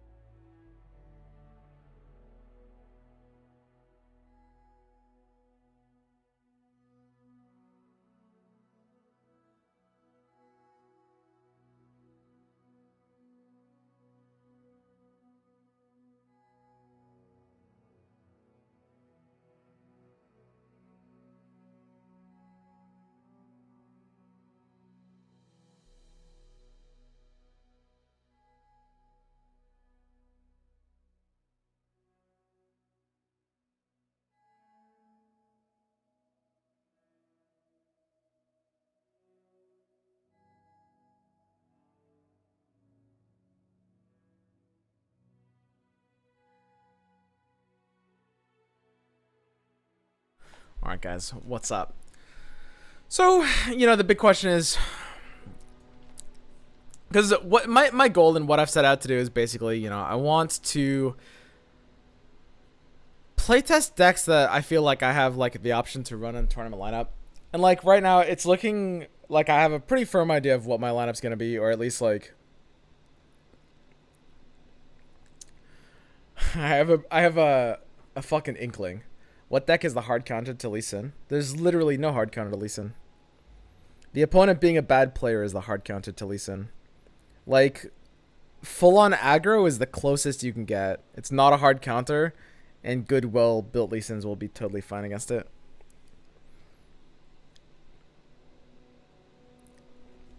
But, I mean, I think for the most part, I don't think you should be seeing Lee Sin too much at most ranks. I feel like... I mean, I might be mistaken, but at least from what I've seen, it seems like you really only see it mostly at like the super high ranks. Swain TF. Yeah, Swain TF can be alright. It can be alright. So what happened with dragons? Why did dragons feel so underwhelming?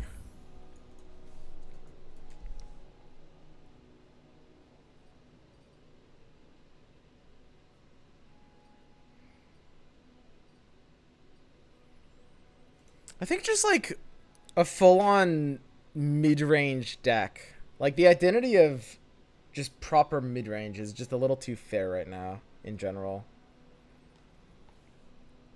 And, like, if you're going to build a mid-range deck, it might need to be something like Ashe Nox. Because at least with Ashe Nox, you have the ability to beat Lee Sin, right? So how are we beating Lee Sin and aggro? Some kind of degenerate. I wish you could sort by like the like subsets. What haven't we messed around with yet? Dragon Nox. Dragon Nox is pretty funny to think about. Stoneguard should help against Lee. Stoneguard's alright against Lee. They usually have a way to kill it, but if they don't, it can win you the game. For sure. There's always Poros. Maybe Poros will just surprise us. What if Poros are actually just the secret meta slayer?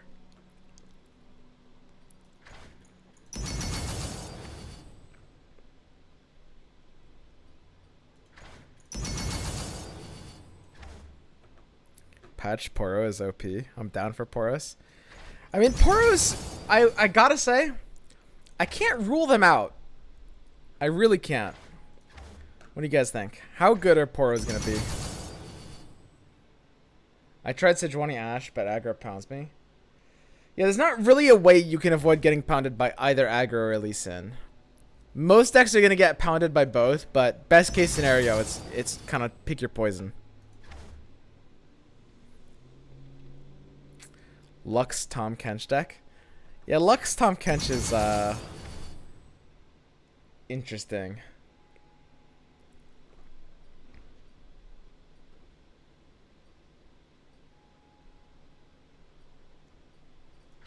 I'm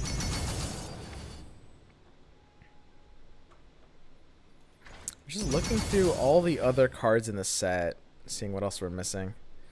Maybe it is just Poro time, guys. Maybe this is just my destiny. I could play more around with like Trundle Ramp. Trundle Ramp's all right.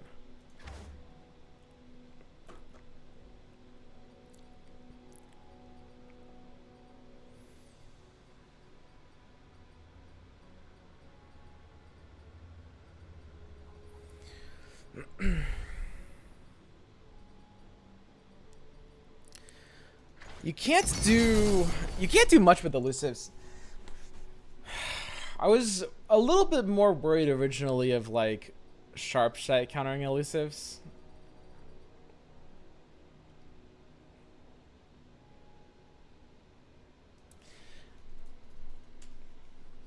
Weird different Targon elusive. Okay, how bad is this Poro deck gonna end up being?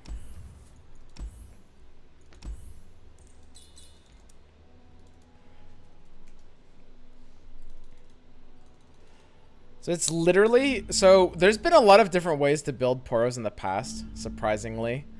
There are a lot of different ways to do this. You can build like a very full-on like basically just aggro or discard kind of like OTK, just literally I'm just gonna go in and fuck you up. Or you can build it kind of like more mid-range potential, just trying to like get extra value out of little things. I do think that right now the best approach is actually just slowing down and trying to get additional value. So we want ways to reliably get value out of Porsex. Basically, the way that Patched Porobot improves this kind of build is not like the full combo style, but the very like mid-range sort of formula. I don't really like either Yip or Iceborne Legacy in a version like this. Omen Hawk elusives? That's what I miss. Omen Hawk elusives.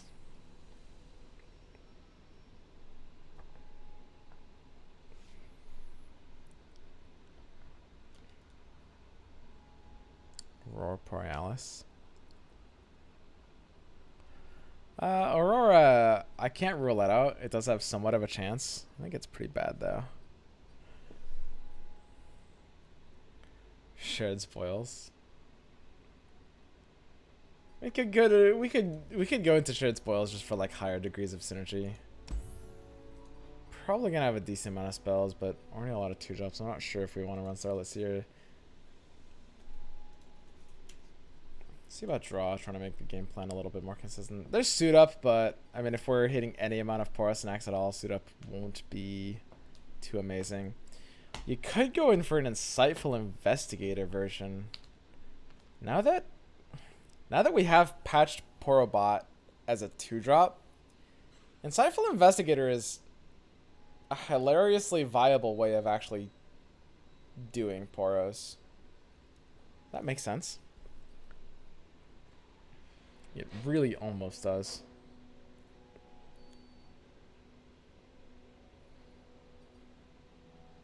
Have to run Sentry. This deck is not going to be great. I mean, we're not going to run a Heart of the Fluffed, but apart from that, it's going to have pretty low standards. I mean, we can make sure we're not running out of value with Insightful. I don't know if that's even better than Aurora Borealis. Let's run 2 Aurora Borealis as a top end here.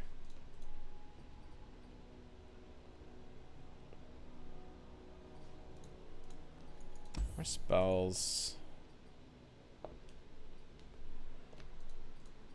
I missed Thermobeam. Thermobeam was just a good card. Is Mystic Shot good in this meta right now?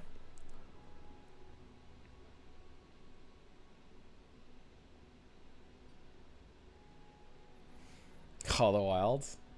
How bad would Call of the Wild be, actually? I'm just gonna fucking run 2 of them and see how bad it is. Call of the Wild is... Oh, God. Oh, Jesus. Zevi? What if we run Zevi and Call of the Wild?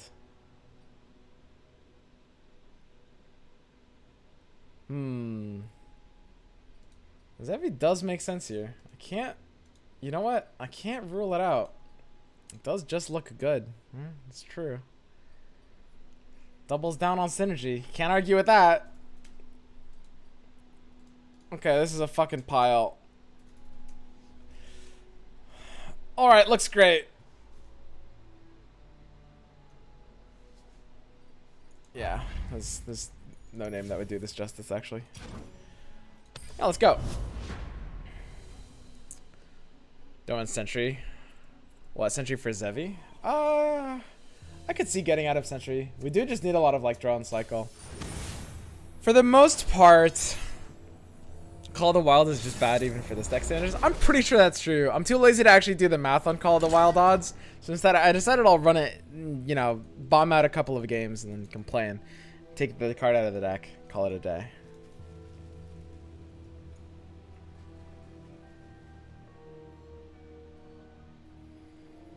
I mean, Daring Pour is nice. We really just kind of want to mulligan really aggressively for snacks.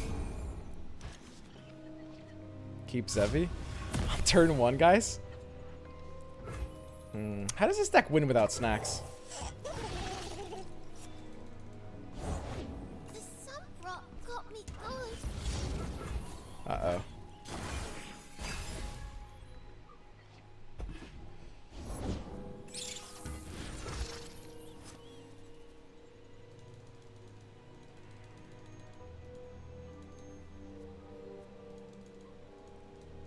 Well, that's not fair. I mean, I actually just have to kind of throw away Daring Pour here. There's a consideration to going for shared spoils. I mean, double Braum Mighty Porohan is just gonna fold to this basically. Actually, literally have to trade this down.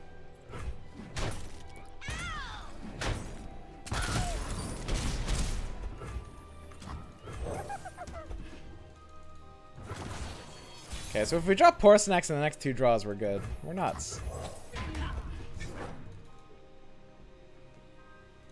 Easy.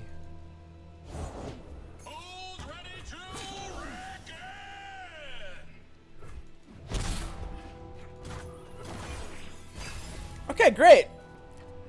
I mean, we're still losing. Just you and me, Fishbones. And them.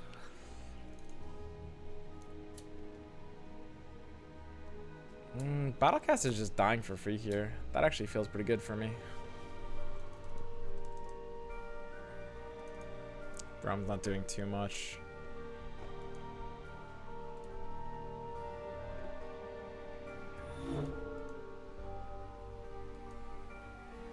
Yeah, his attack here kinda poop. Let us get going. Come on, Okay. Fishbones. We'll play Porous next after.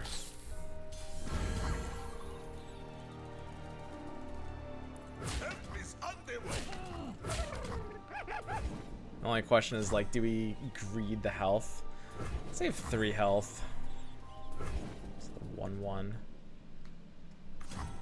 3 health kind of has to be worth more. Think hard. Think strong. Bye, affectionate Poro. I'll miss you.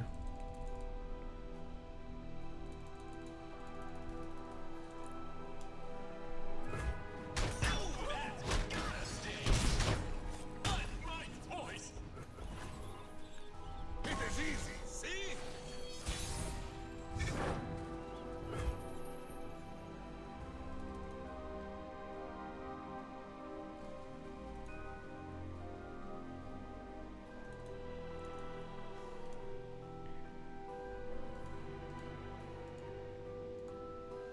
You do want to play a little bit more defensive.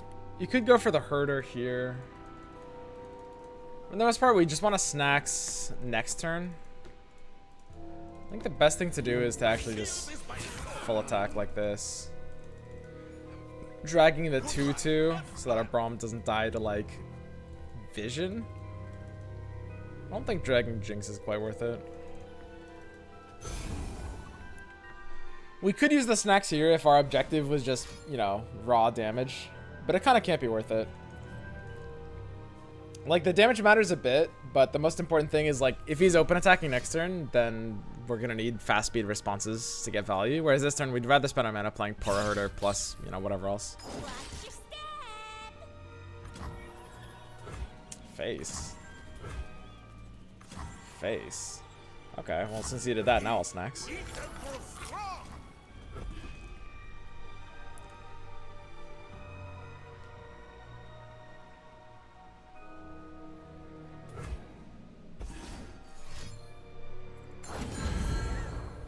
Huh.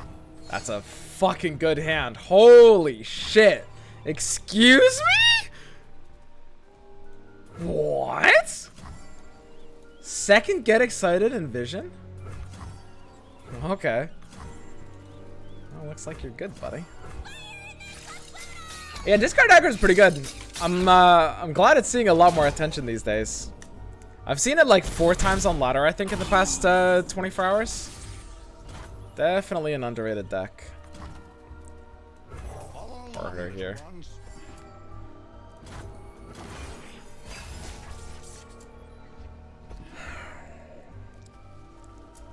I need a way to answer this Jinx. Now we're definitely gonna need a way to answer this Jinx. I love how high roll it is. I mean, it's pretty nuts in the right circumstances. Not at all.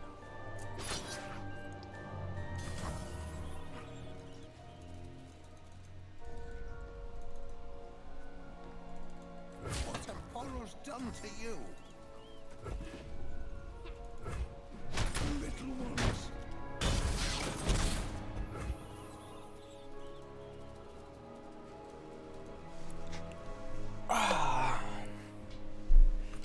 Finest gift. This is quite interesting here. Interaction between Zevi and Shared Spoils is kind of hilarious. Unfortunately, a little awkward here. Zevi is such a fucking hilarious card. Truly is. Like, she's kind of horrible, but I don't know, she's really funny about it at least. Zevi is cute. I think that I actually don't mind Zevi in this deck, but it would have to be built in a different way, somewhat, to support her a bit better.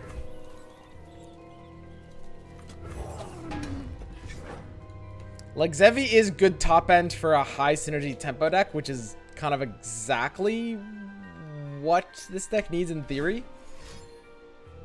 I think it's like a better Aurora Borealis. But it has to be like a super proactive deck.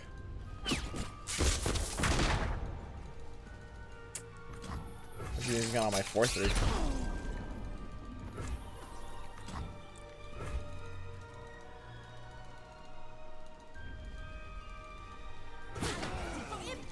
Yeah, man, I can just attack with all of these, huh?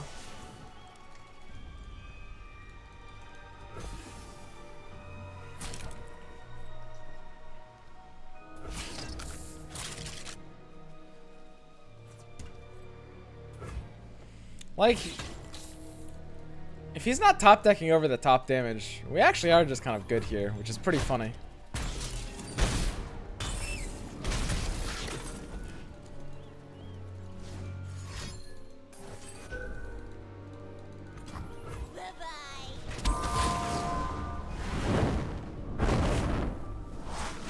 I haven't even drawn the Patched Porobot. Oh, yeah, Patched Porobot can roll like lifesteal and shit. Huh. Built to spec. What the fuck? We're probably dead here anyway. This guy's a pretty crazy player.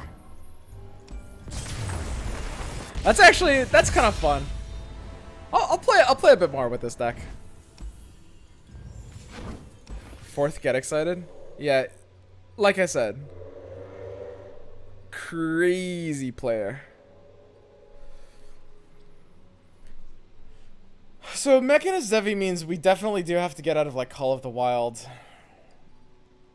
I mean, how much lower can we really curve? What if I just run Caustic Casks? Counterfeit copies.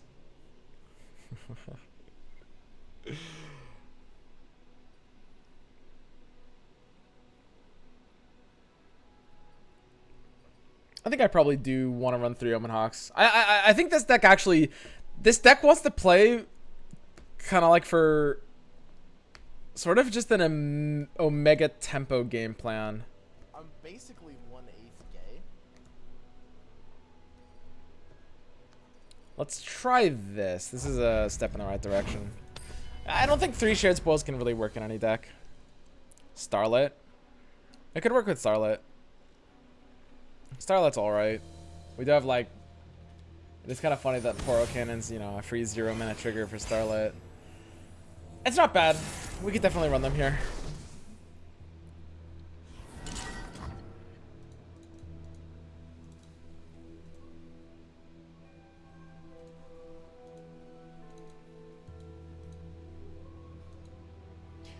So the way this deck works, I mean, you basically just literally have to full mulligan and try to hit Poro Snacks. I might keep like an Omen Hawk or a Lonely Poro maybe, but...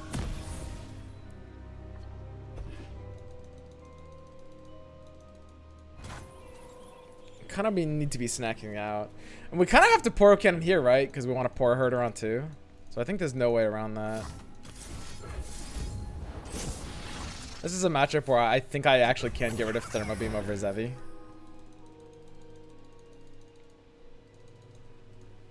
Thermo Beam shouldn't really be doing that much here.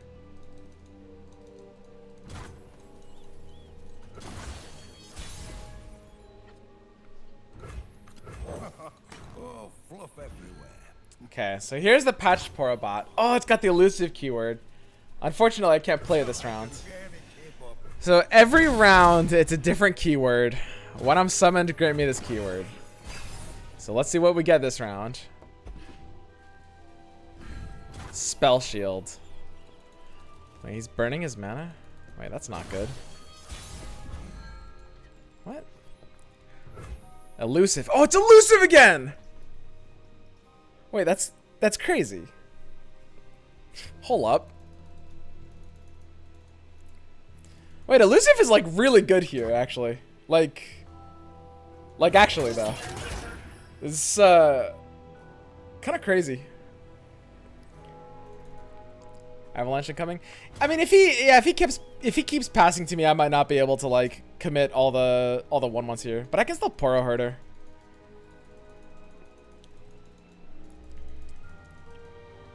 Now, where did that one run off to?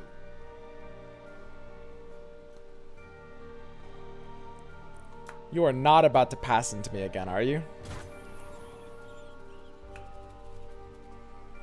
What?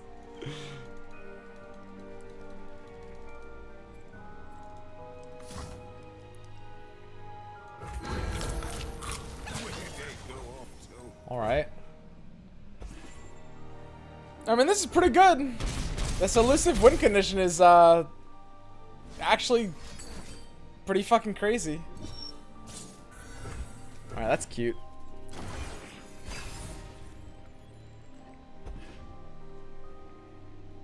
He's got 8 mana now.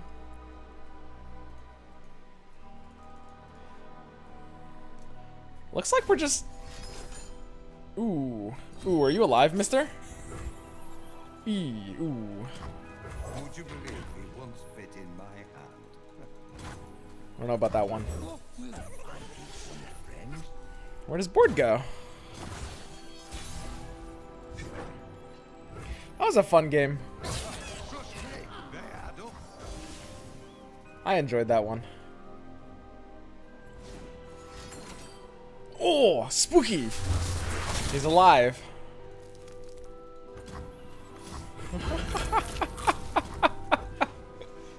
Dude, when you actually double draw Snacks, Snacks feels so good here, dude. The only problem with this deck is we're just kind of lose when we don't draw Snacks.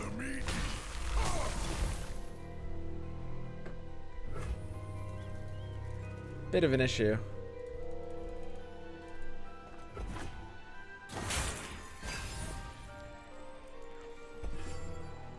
So how is he staying alive here? What does staying alive here look like for this guy?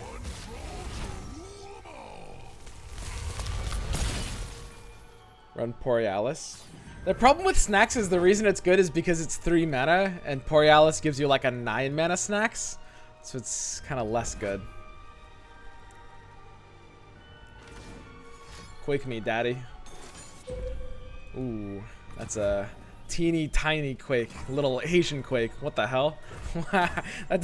Ooh, you better have another one of those. Jesus.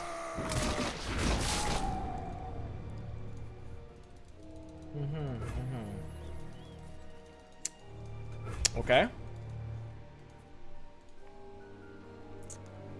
Let's see it. There we go. Alright, time to replenish this entire board.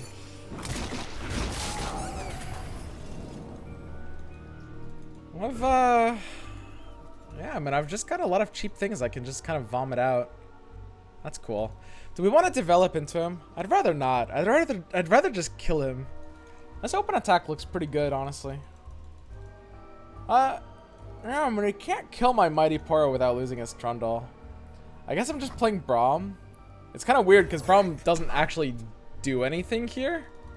But I do need to open attack.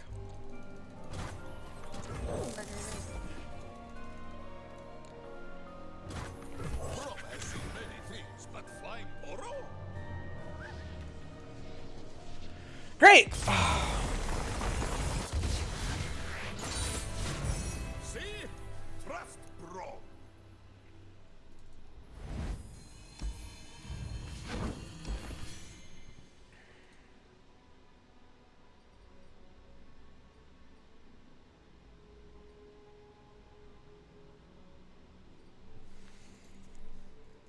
I mean, what are we missing apart from...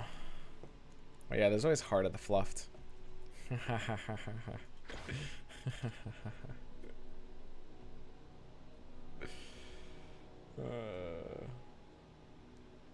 Oh, jeez.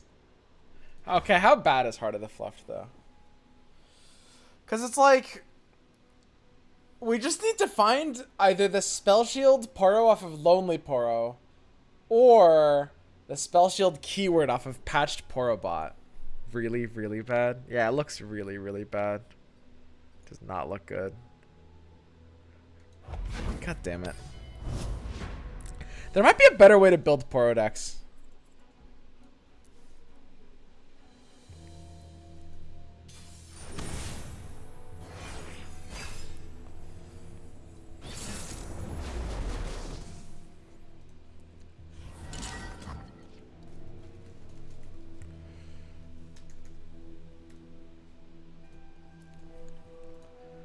Zed Lee Sin. Interesting. He's using Lee Sin with Targon. It's not bad. Targon's gonna have a lot of spells that work pretty well with Lee Sin's game plan. Lee Sin Targon? Wow, that's really not bad. Uh-huh.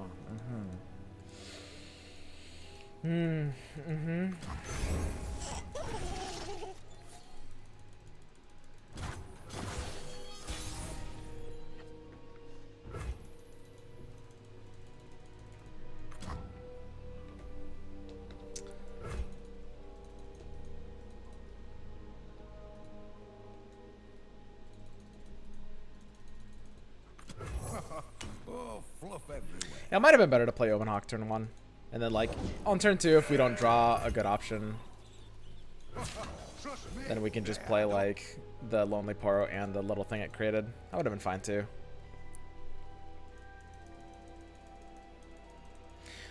So you mulligan super aggressively for Poro Snacks.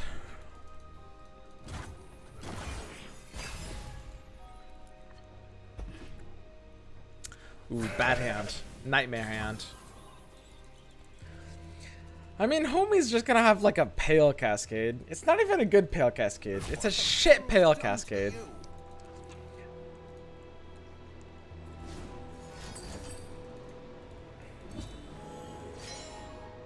Key into Pale, okay. Key Guardian. That's a card I have not seen in a long while.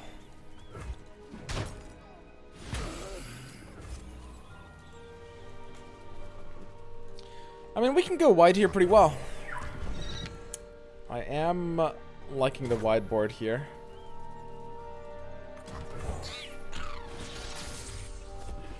Perfect. We've got Fearsome.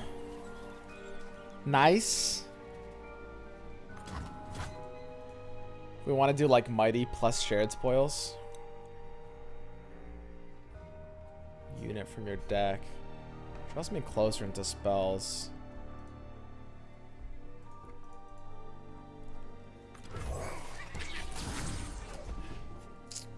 I mean, the thing is, because he's not banking mana, we don't necessarily need to open attack on this turn. Because his Lee isn't really that big of a threat. And we drew a card that says, please don't open attack this turn, so I guess I won't. Yeah, that's fine. The only issue is, like, he usually just kind of gems here and then just does a little tee-hee kind of thing. 4 attack him out and go, it makes me feel bad all over.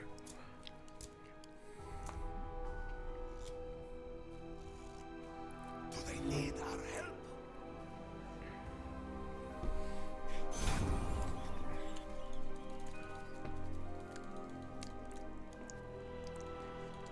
What kind of hand does that? Wait a second. What kind of hand doesn't gem there? Am I missing something? I feel this hot. This is fun, yes? Double Pale. A double Pale hand would gem there. You gem into single Pale.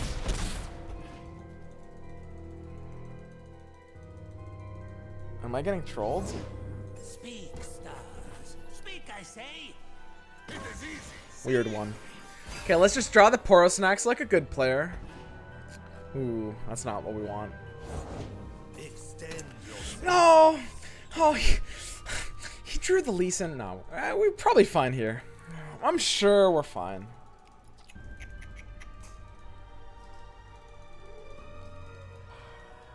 Uh-huh. Okay. No.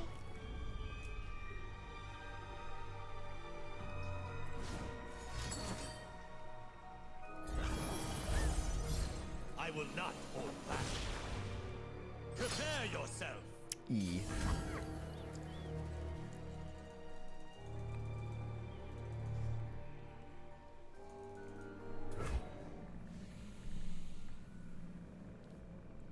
Dude, this is so awkward. Our hand is like one card off of being a winning hand.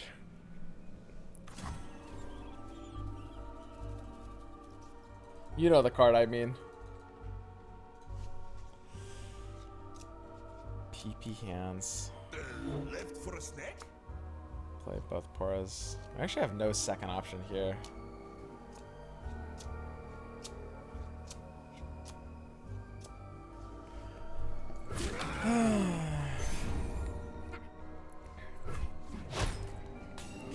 Guess we're just playing a bunch of Mighty Poras.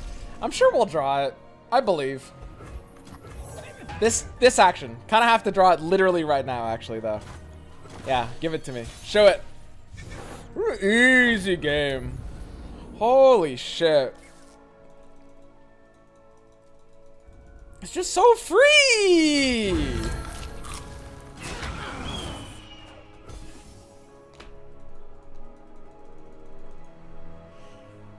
Their heartbeats quick. Oh.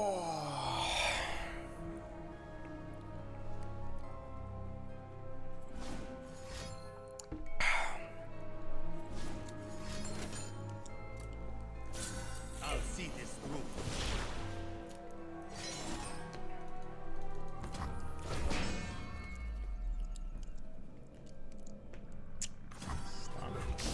I mean, we can actually probably just kind of kill him next turn.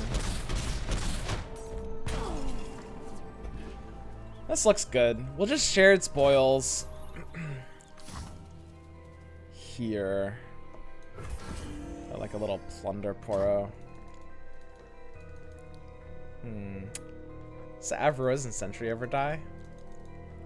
Guess I kind of have to play the Sentry. Guess I kind of have to play the Mighty Poro. I mean, we'll have all the mana in the world to just resummon a bunch of Mighty Poros anyway, right? They're out there. I'll spot them.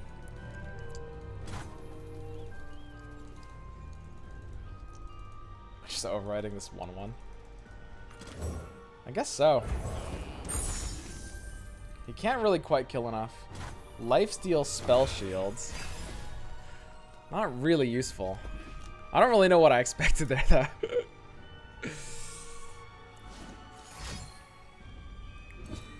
I'll see this through.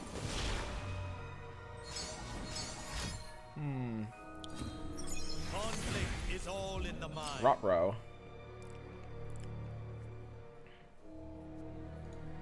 Oh dear.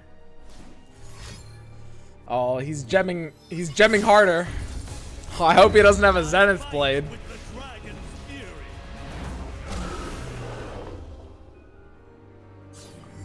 My lands need me.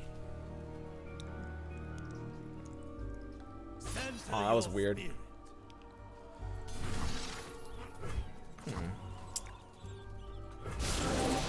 Ow.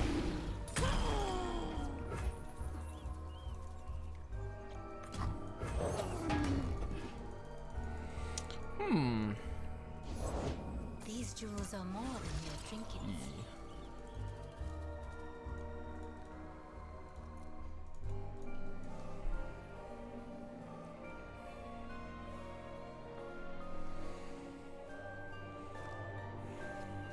I mean, I can thermo one of the chump blockers, right? That's kind of fine, yeah? Does thermoing Lee Sin ever accomplish anything? I don't know. He kind of has this barrier thing every turn. Like, the only issue is we can't actually kill him.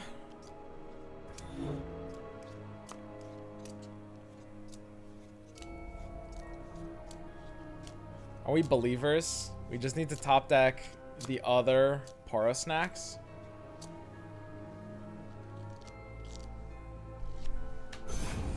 I'll just pass here. A little luck for those who need it.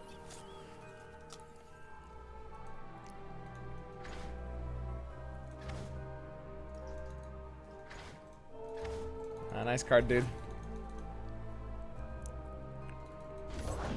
The The journey is difficult, but these will protect you.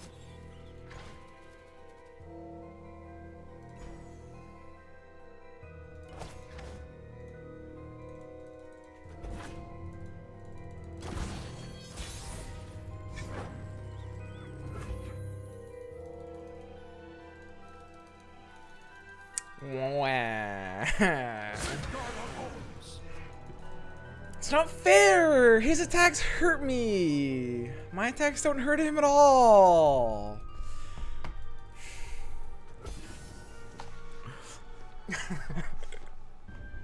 Protector, shield me!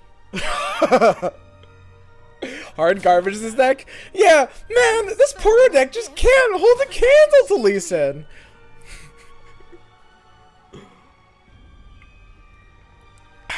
Let's just delete every deck that loses this matchup. Free of thought.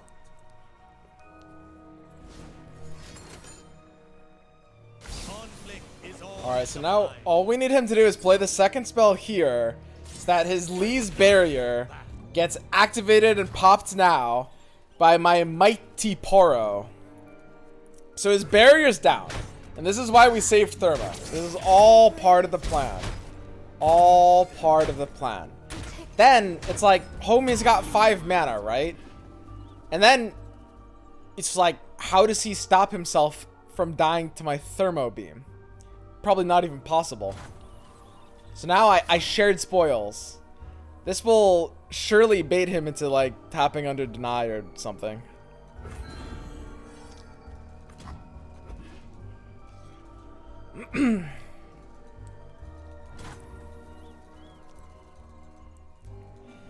God, he's not tapping under deny.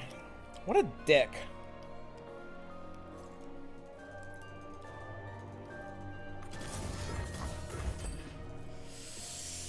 I hope he doesn't Bastion or deny or let it die and then play another Lease. Oh, no. He's Heimer emoting?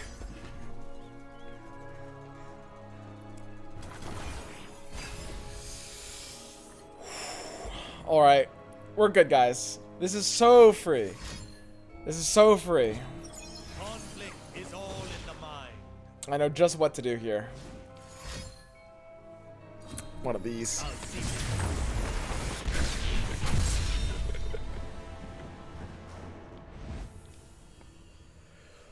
Ah. Isn't this why Mystic Shot would be good? I love following up my Thermo Beam with a Mystic Shot on the same stack.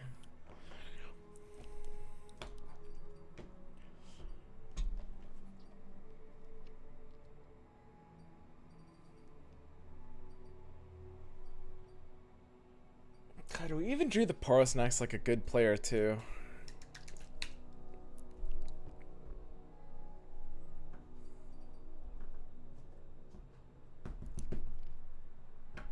How did that happen? We even drew the Poros next like a good player.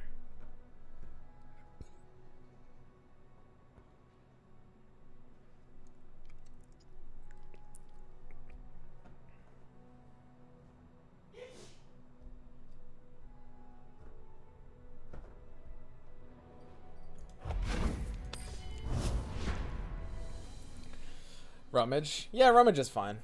Rummage is probably the only, like, extra thing for this kind of deck. I was running Rummage in the version I built like 2 days ago. I literally just forgot to put it in now. Yeah. I was running, I think, 2? Shyvana Lucian. I mean, when you've got snacks, aren't you just kind of good? How good is Porobot? Is Porobot nuts enough to just keep in my opening hand? Porobot is actually like sort of kind of like an actually crazy card. It's sort of insane. It's a little weird to mulligan Braum in this matchup. I should keep Braum in this one, I think. My curve. I'll draw one later. If you get tough on Porobot, I know, that's what I'm thinking. I've got 2! I can pick and choose! That's so broken! Lifesteal and Quick Attack. Dude, this card is just so funny. Just run Trail of Evidence. Dude, I can Trail of Evidence into Porobot. I've got 3! Okay. Get in my Here we go. All the options. Do we want tough? Honestly, why even look at the other ones?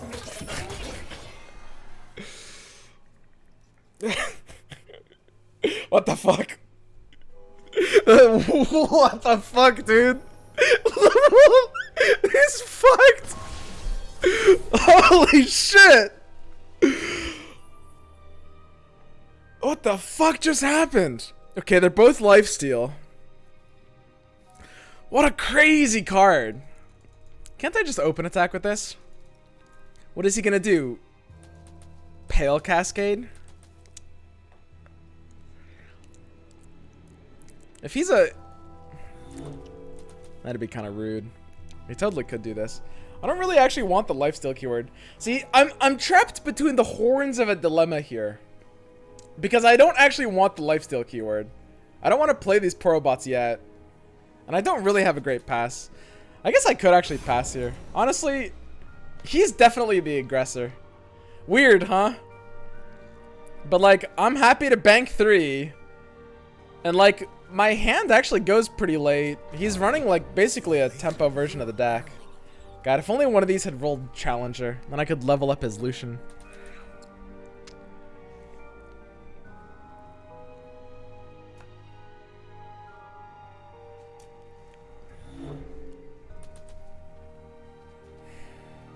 My curve is so awkward.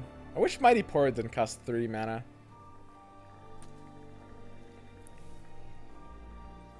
I think I might just have to Sentry here. These old eyes still see far and clear.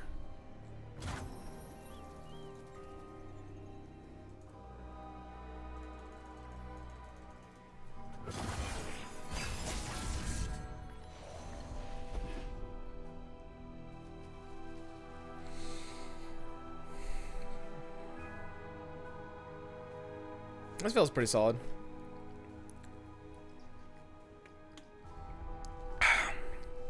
Like I said, draw Braum, mulligan it away, draw it later when you need it on turn 4. We got Regen and Spell Shield. Regen's hot. I'll take fucking Regen.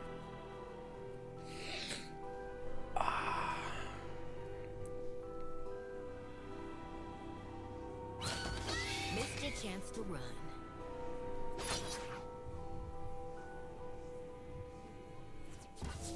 This is mercy.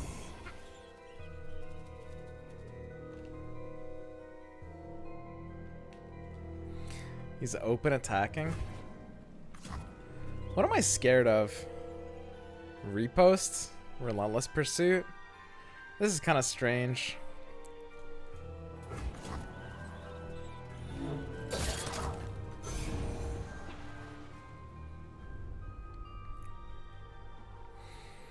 I mean, Repost is kind of the scariest thing he could have here.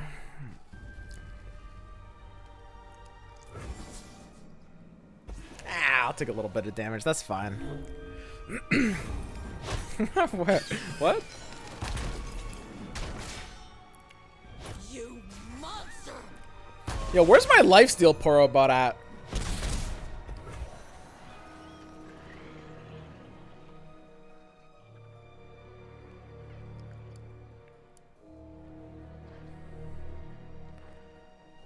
Regen and Spell Shields. How useful is Regen actually, though? I think it's better to play Poro Herder first here. Follow along, little ones. Ah, this looks good.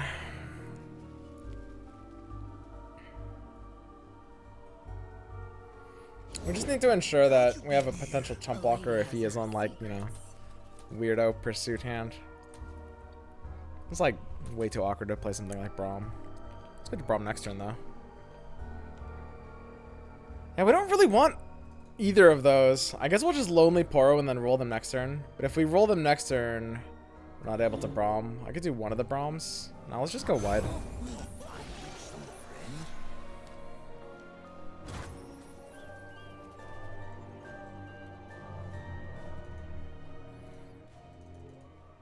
Yeah, it feels pretty great. We just want to keep our options as flexible as possible. So we just rolled Challenger and Fury. Fury on these is actually really funny. Holy shit. Challenger is fairly adorable. I don't know if it actually does that much on this board, though. It might be kind of impossible to not Braum here is the only problem.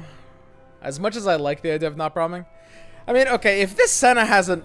So if I kill the Lucian again, the Senna actually does nothing to that, which is pretty funny. And the Challenger one with Poro Snacks doesn't even lose anything at all.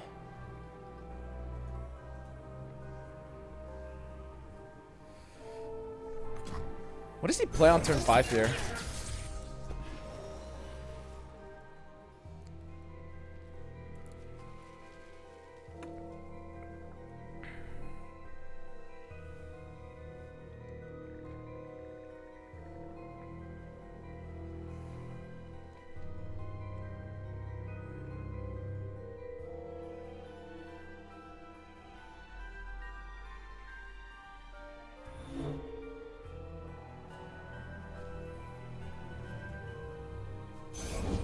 Hello, love. In the field, you call me commander. You could be running the Overwhelm cards.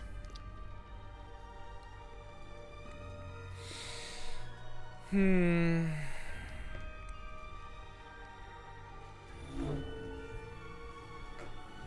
the Lucian definitely has to die first.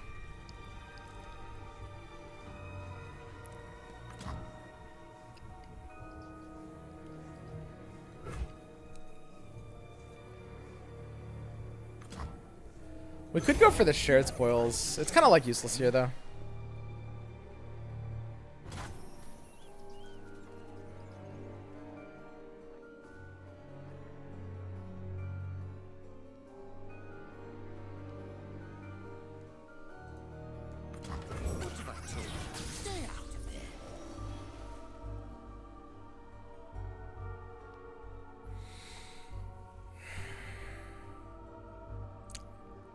Yeah, we don't have any protection against, like, the Overwhelm here.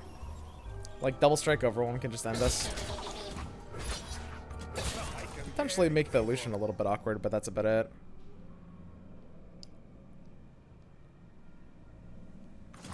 He's not losing, so if he blocks with the 4-2 Senna first, Lucian will level up, and that's a bit of an issue for me. In a way that we can't beat with, like, through, like, a Pale or something.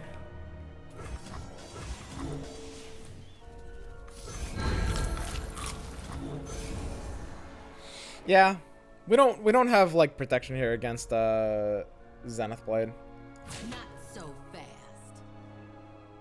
Shyvana in this deck, so it's basically just like an all-in Zenith Blade Lucian deck. Stand down. Shyvana good in the deck like that? It's not bad.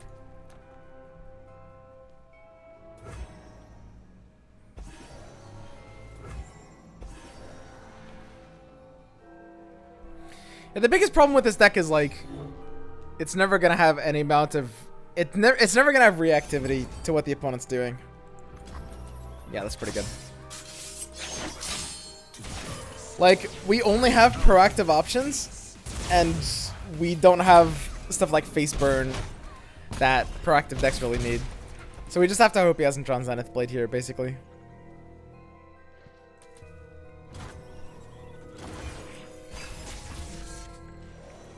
I guess now if he Zenith Blades, we can Braum. But he can just Zenith Blade both of them if he's drawn one.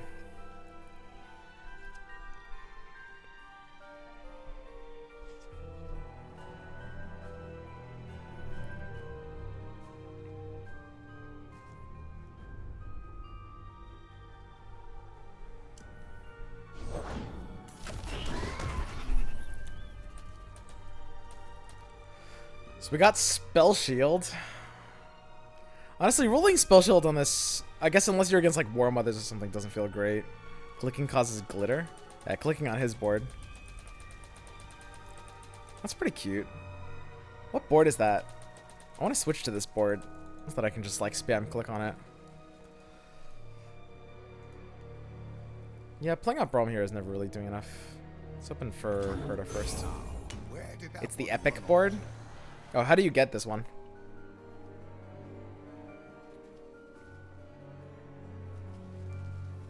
This is the 1200 coins one. Oh, I'll have to buy it then. This is mercy.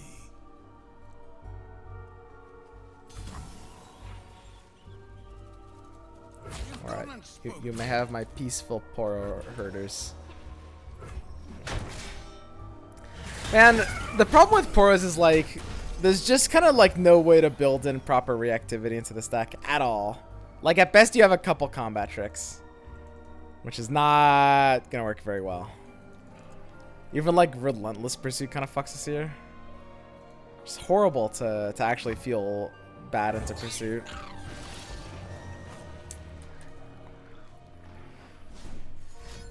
I think if a deck wants to be like fully on the proactive game plan and kind of abandon reactivity,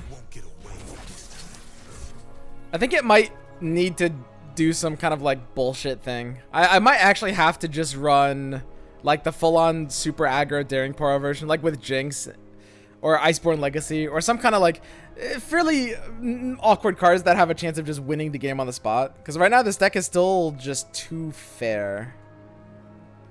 Imagine losing to Pursuit here. We're actually literally just getting outvalued by Quick Attack and Relentless Pursuit. Wah.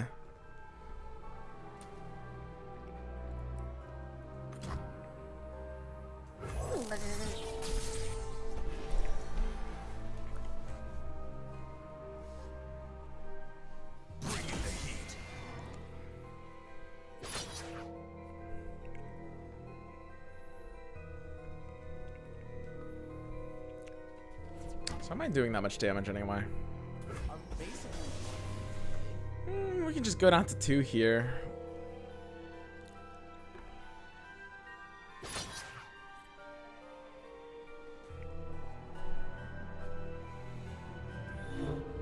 Demacia Poro is probably still better even with Porobot, just because you have concerted in single. Yeah, I mean that might be true. We just chilling? Ah, he can never deal 2 damage.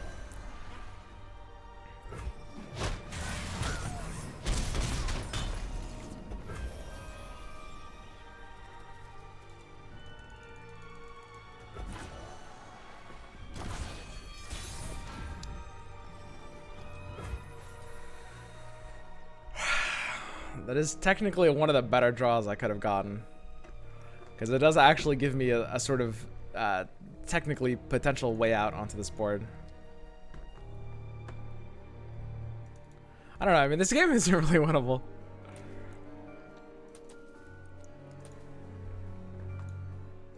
How can Brom help?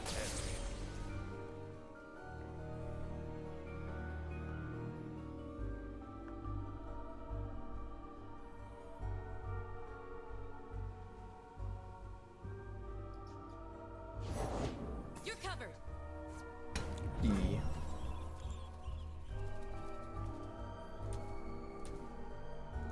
First we fight. Show me your best. So what's our best case scenario? It's not looking good here, boys.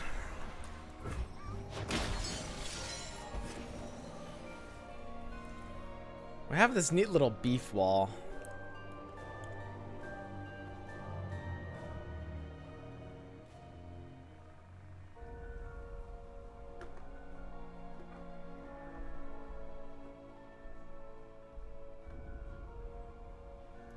How bad would his hand have to be for us to actually be fine here? He has a second rally. Oh god. Ah, man, I feel like Poro Bot is really funny. The Poro game plan is just like so incomplete though, in terms of the resources it's given. Like it's missing a key tool. Another day guarding the walls. Oh, that's good for me. So all we have to do is just outvalue this guy. Easy. He's gonna get a couple of attacks next turn with his Luchin. That might be a little awkward. It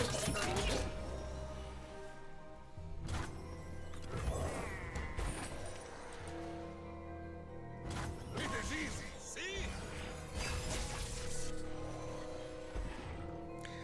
It's kind of a sick draw. Jesus. Deck would be better with Aurora Borealis instead of Zevi. Maybe.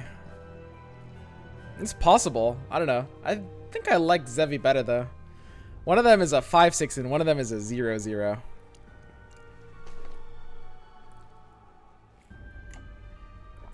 I don't know. That's kind of a big difference. If Borealis just did what Snacks did instead of giving them to you, that'd be great. Thanks. Yeah, exactly.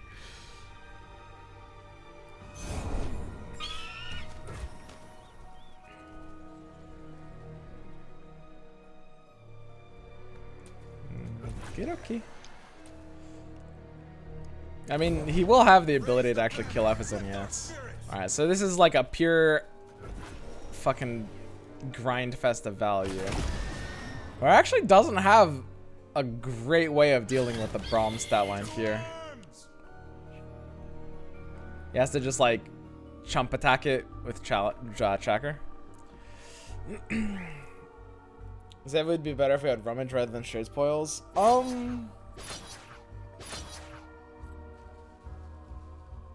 Would it? Wait. It's probably about the same, right? If anything, maybe a little bit worse? I'm confused. I don't know what you mean by that.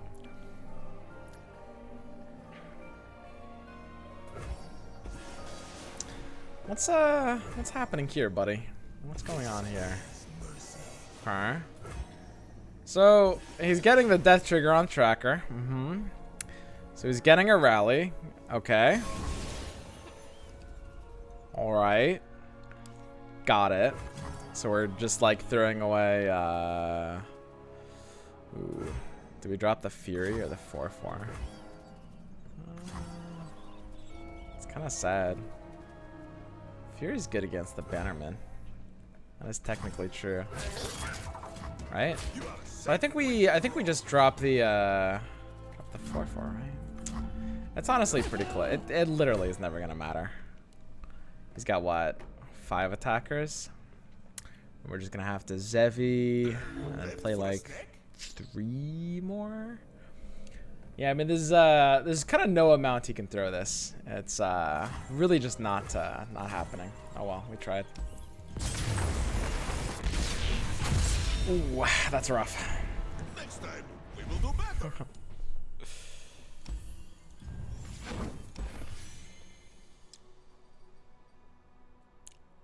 Yeah. I mean, Rummage is okay here. Literally, the only purpose of this deck is to have, like, high roll blowouts, right? Like, something like that. Put on Flash Freeze as well. Yeah, Flash Freeze is pretty decent against the meta. I mean, it just gives you ways of dealing with Lee Sin. Literally every failure deck kind of has to be running Flash Freeze. What else does it really help against, though? Sometimes, like, the occasional, like, Gangplank. I don't know, man.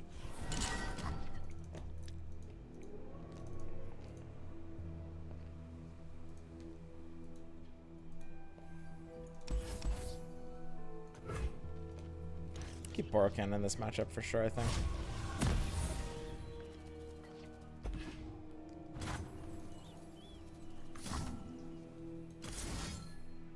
We can kick Zevi here.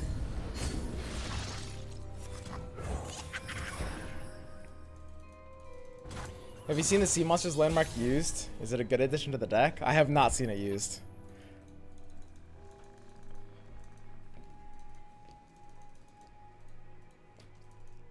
I have not.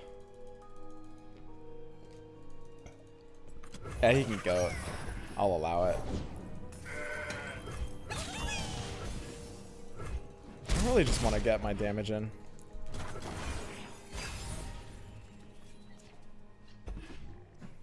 It's a draw.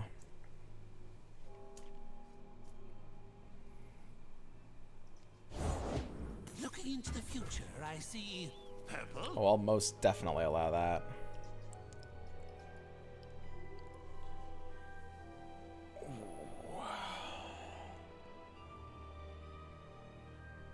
That's very interesting. 4 next turn. We can almost take a valuable enough thermo on that. But it's not stopping enough. I think we just kind of like literally stop caring about this weird land game plan. I mean, the goat can't even really block the Mighty Poro for value anyway. I think I just Poro and let the Mentor boy snack me. That sounds fine.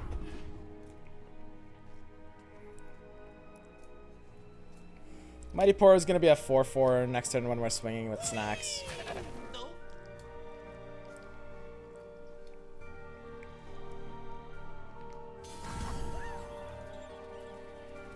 I guess a 4/3.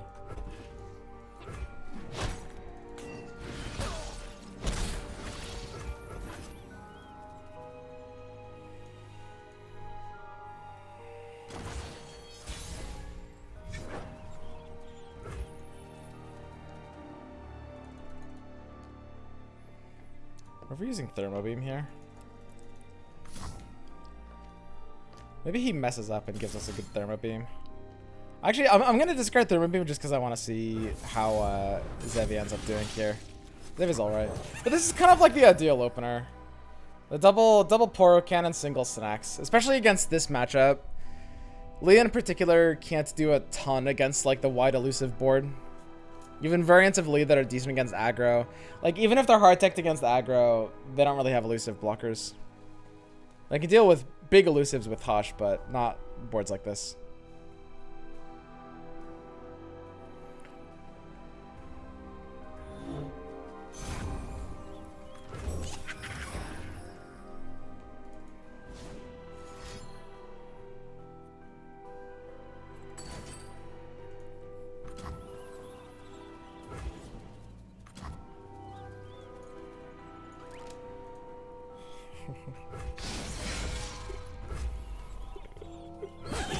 What the fuck? Jesus. Alright, buddy. Cannot win. Sounds good.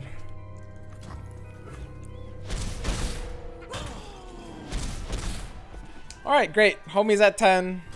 We've basically got 10 damage on board. Just a little bit extra. Little bit extra. All we need to do is just get a daring Poro off of this lonely Poro. We're good. Only I can endure the dragon's fury. Barrier.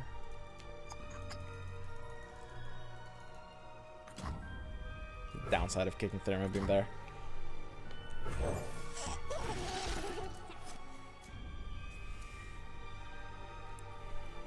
He's 1 out of 8. I think we should be okay then.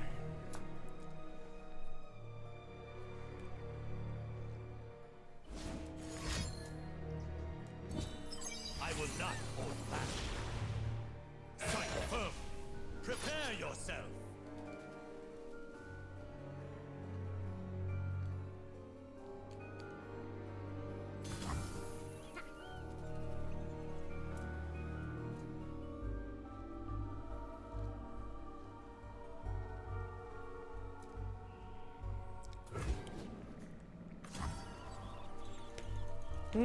Pretty forced into blocking this.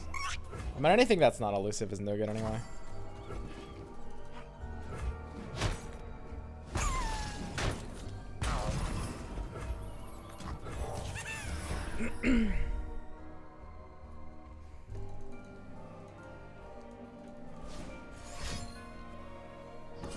So, I mean, he can level his Lee Sin next turn, even though he's only 3 out of 8. Like, with a hand of 3 gems and 5 face down, so he actually can probably level out on the next attack.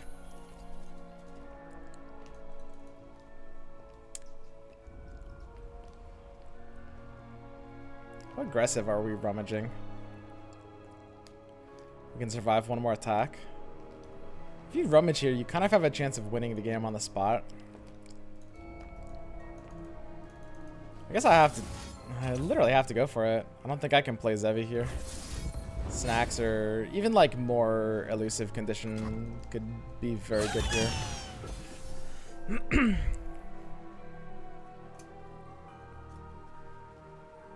Yeah, and I think as you improve this deck, it'll basically just go further and further in this direction.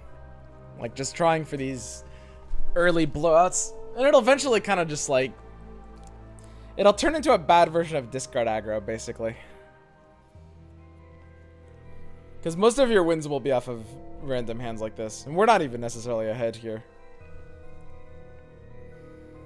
I mean, if he has something like a Hush, he should be taking it here. It's gotta be his best Hush. I'll see this through.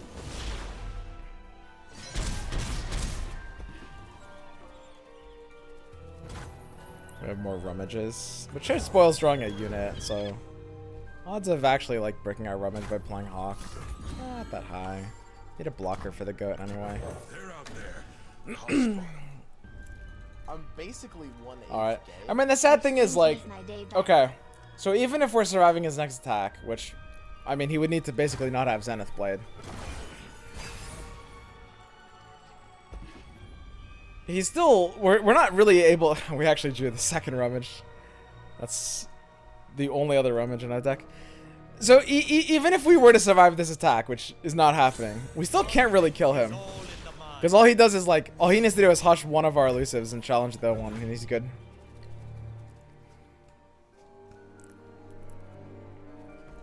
Also, he's definitely lethaling us this turn. I'll see this through. I don't buy it, man. Show me the Zenith.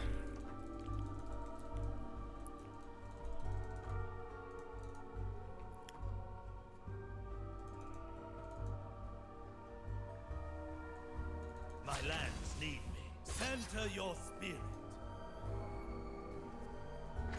6 out of 8. What's going on here? Mister? You're Lee. Mister, you're Lee.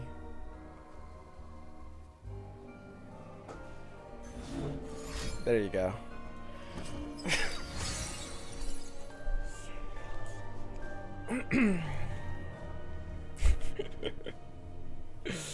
Alright. It's just this last decision. What's it gonna be? All these spells in my hand. Oh, there it is!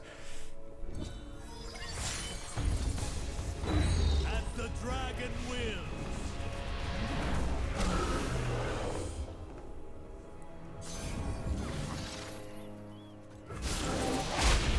Ow.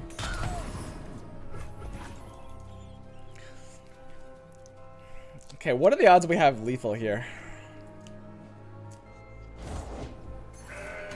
Not looking good, boys. I'm not gonna lie. It's looking fucking great, boys. I'm gonna be honest.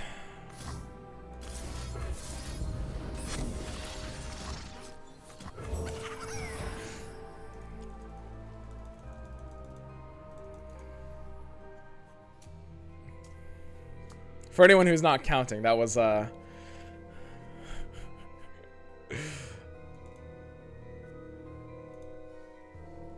was all of them. Oh no, not this one. And here's where I'd paint Man, Sketcher's so good. We're literally about to lose to a Sketcher. PP hands, dude. Could be the double stun one. Okay, so if I attack now... Ah, Jesus. I guess I am attacking now to beat the double stun one. PP hands. What the fuck? So fucking lost. Well, good game, guys. I'm not gonna lie. That was like the easiest game of my life. That Lee player didn't stand a fucking chance.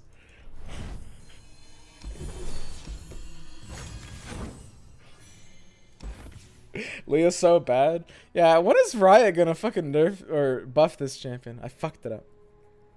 I agree! Yeah, I think you just literally just keep rummaging until you hit a Porous next. And if you don't, you just concede. I think that's the playstyle here. Just literally spam rummage, and if you don't hit a Porous next, just concede. There's no reason to run Beam right now. I don't know, Beam would have been really good that game if I actually used it on turn 2 like a normal human being. It would have literally won me the game if I had used it on turn 2. I don't really like Beam that much, but Why are you still playing garbage duck? you know what? If Call of the Wild didn't reshuffle the other 4 cards that aren't Poros, I'd fucking spam the shit out of that. But it reshuffles them. It ruins it. It ruins the entire purpose of it. MF Gangplank. So how are we winning these ones? Keep Daring Poro on turn 1? Nah, let's just full maul. Okay. Alright. We got Tough. Alright. I bet we're about to lose Tough and get like fucking Ephemeral or something.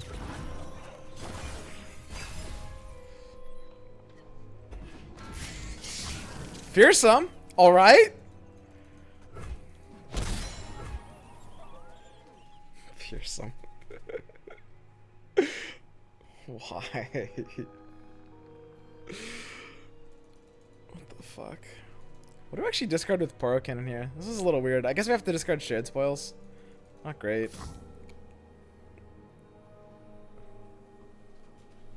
We should have no choice, right? Or I could actually like go for the Fearsome game plan.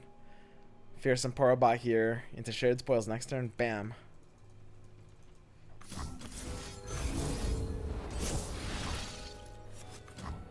I think I just want to play them one at a time. I think in this matchup I can actually win if my Poro Bot, if I just like high roll and my Poro Bot gives me something better than Fearsome. If I get like something sweet.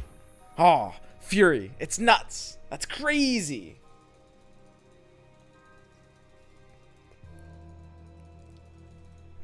How does he deal with this?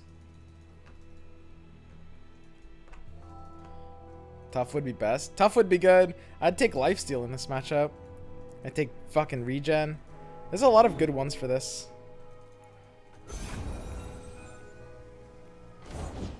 Coming in hot!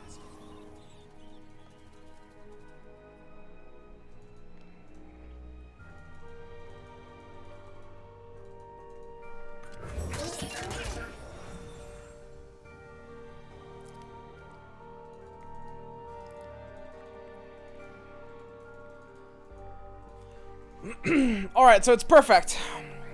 When he goes into attack, I'll just Troll Chant the pet and buff my Porobot and slap his Grenadier. Oh, I'm so glad he used Make It Rain now. Wait, he can see my second Poro.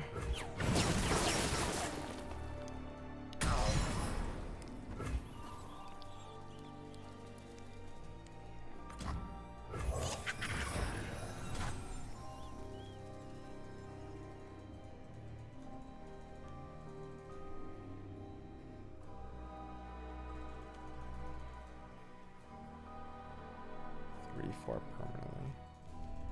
That is pretty nuts, honestly. I mean, he literally can't block this. That's pretty great. Ooh. Wait, really?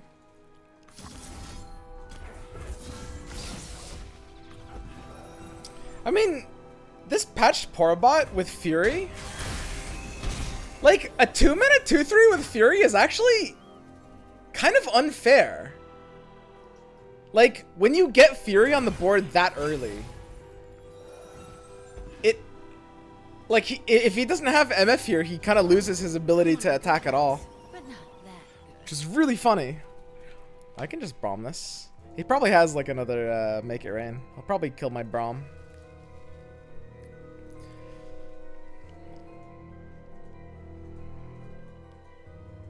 That's fine. We can, like, trade for MF. If only Avarosan was buffed by something. Rom is on the job. Who's gonna get in my way?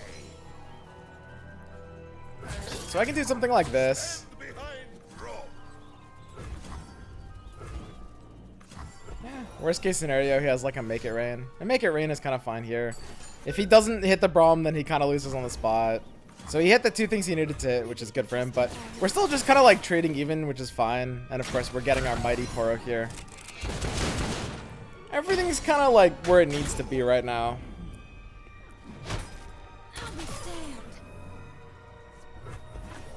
Except for the fact that we don't have our Porous next yet. That's the one issue. BBG was saying he was thinking about quitting. He doesn't find the game enjoyable anymore. Oh, did he say that? Quick attack? Yo, quick attack.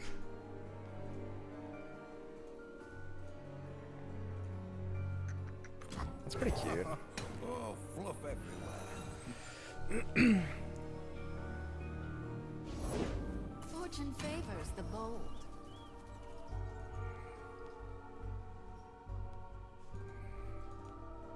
Yeah, I mean, these Mighty Poros just feel good. We just get free attacks. He has, like, no good block into these Mighty Poros. Sweet. Would you believe he won't think? He said that and then ended his stream. Yeah, I mean, I think it's a fairly similar, you know, kind of. I haven't said those exact words, but I mean, me and Mogwai have said fairly similar things. Like, I'm not the biggest fan of this expansion overall. That's not like a secret. I think a lot of it just comes down to like the patches that come with it, though.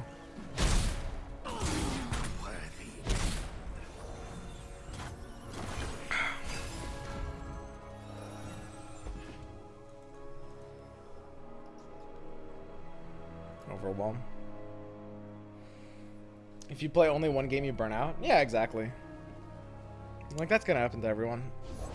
Just pretend I'm not here, eh? So he's going for like an elusive side plan. That's kind of interesting.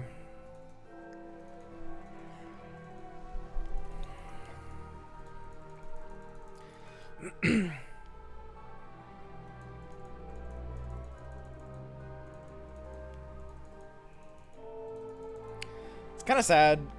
Sentry is supposed to be kind of great in board states like this, but pretty weak with the MF. I think I might literally just have to save my health total here. I'll play the Lonely Pora first, actually. If it's just this attack, I'm fine with him getting the 4 in.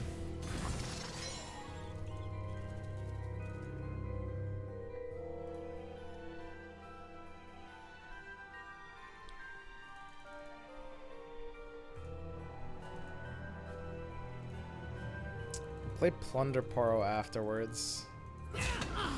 Okay, it's time. We gotta roll something good off of Patch Poro Bot, basically.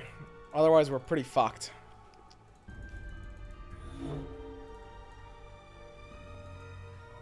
Now, this 1/1 can't really do anything else. Whatever, we'll just do this.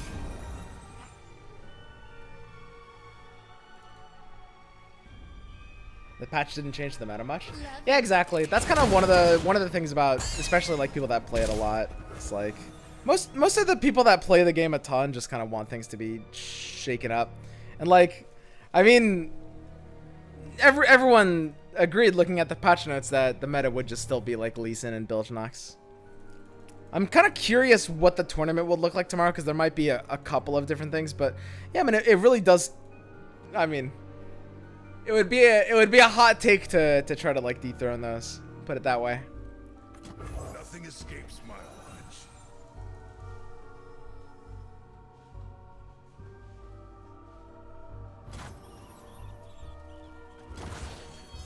Nope, I didn't need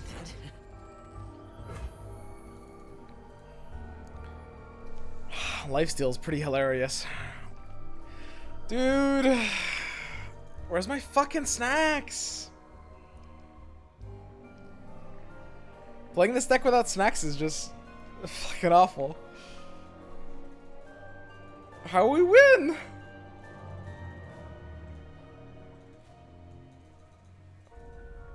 I think we're not winning here.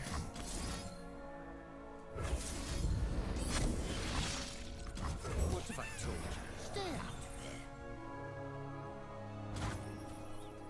What have I told you? Stay out of there.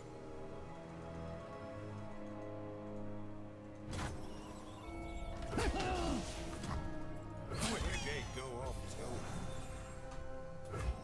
I'm basically 1/8 gay.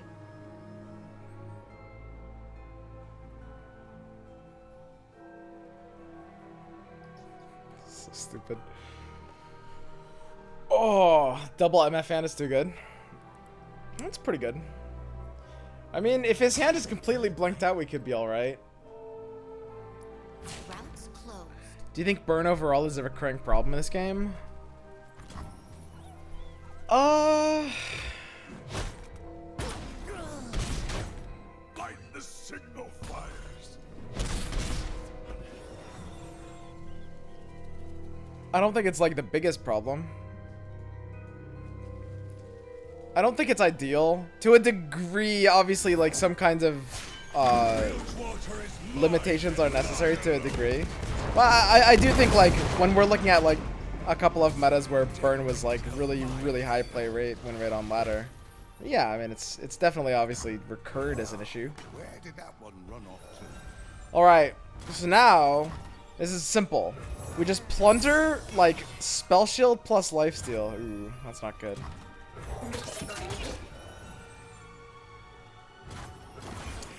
All right, what are we doing here? This doesn't look great. I'm not gonna lie. It's looking pretty non-ideal. I'm out. Tough Fury. Yeah. Yeah, I don't know, man. I think I'll probably just bring Lee Sin plus. I mean, I'll have to run some tables. So in the tournament last week, we brought Lee Sin plus discard aggro. I could bring Lee Sin plus discard aggro. I could bring Lee Sin plus some kind of Nox build. I could bring Lee Sin plus War Mothers. You could. I mean, it really kind of depends on the expected fields. I need to look at the matchup tables. You could try to do some sneaky stuff with Freljord. Like, I could see running like. I was thinking about Ash Nox actually has decent matchup tables right now. Try to double target aggro if I think a lot of people are going to bring aggro. Aggro was really popular in last week's tournament. Really popular in last week's one. Ash Nox kind of sucks against aggro. Yeah, exactly. Ash Nox is good against, you know, some of the fields. It's pretty solid against Lee, relatively speaking. But yeah, it's not great against the aggro. It's like most of the counters to Lee Sin lose to aggro right now. That's kind of like most of the meta. You should bring some dragons to the tournament. Ooh, I don't know about that. But anyway, yeah, that's probably going to be my stream for today. I'm sorry that today's stream was so segmented and awkward because we had to, you know, we had to leave for like a 3-hour period in the middle of what would normally be my stream. I'll come back tomorrow. Tomorrow's going to be the tournament. And then I'm on my break. For those of you guys who don't know, I'm taking like a 5-day break from everything. From society. I'm going to live on the mountain like a hermit. It's going to be great. And that'll start right after I'm done with the tournament tomorrow. Right? I'm looking forward to... One thing about like this game that I am looking forward to is definitely the like ladder tournaments. I'll probably like when I'm kind of like grinding for that and trying to qualify, I will actually play a lot of like ladder and we'll do try hard stuff. I will probably have to jam some real fucking meta shit too. We'll see though. I'll find some way to be at least a little bit snowflakey. Okay? I'll find some way. All right, guys. I'll see you guys tomorrow for the tournament. I might start my stream a little bit later tomorrow. I'm really not sure. All right. We're hosting.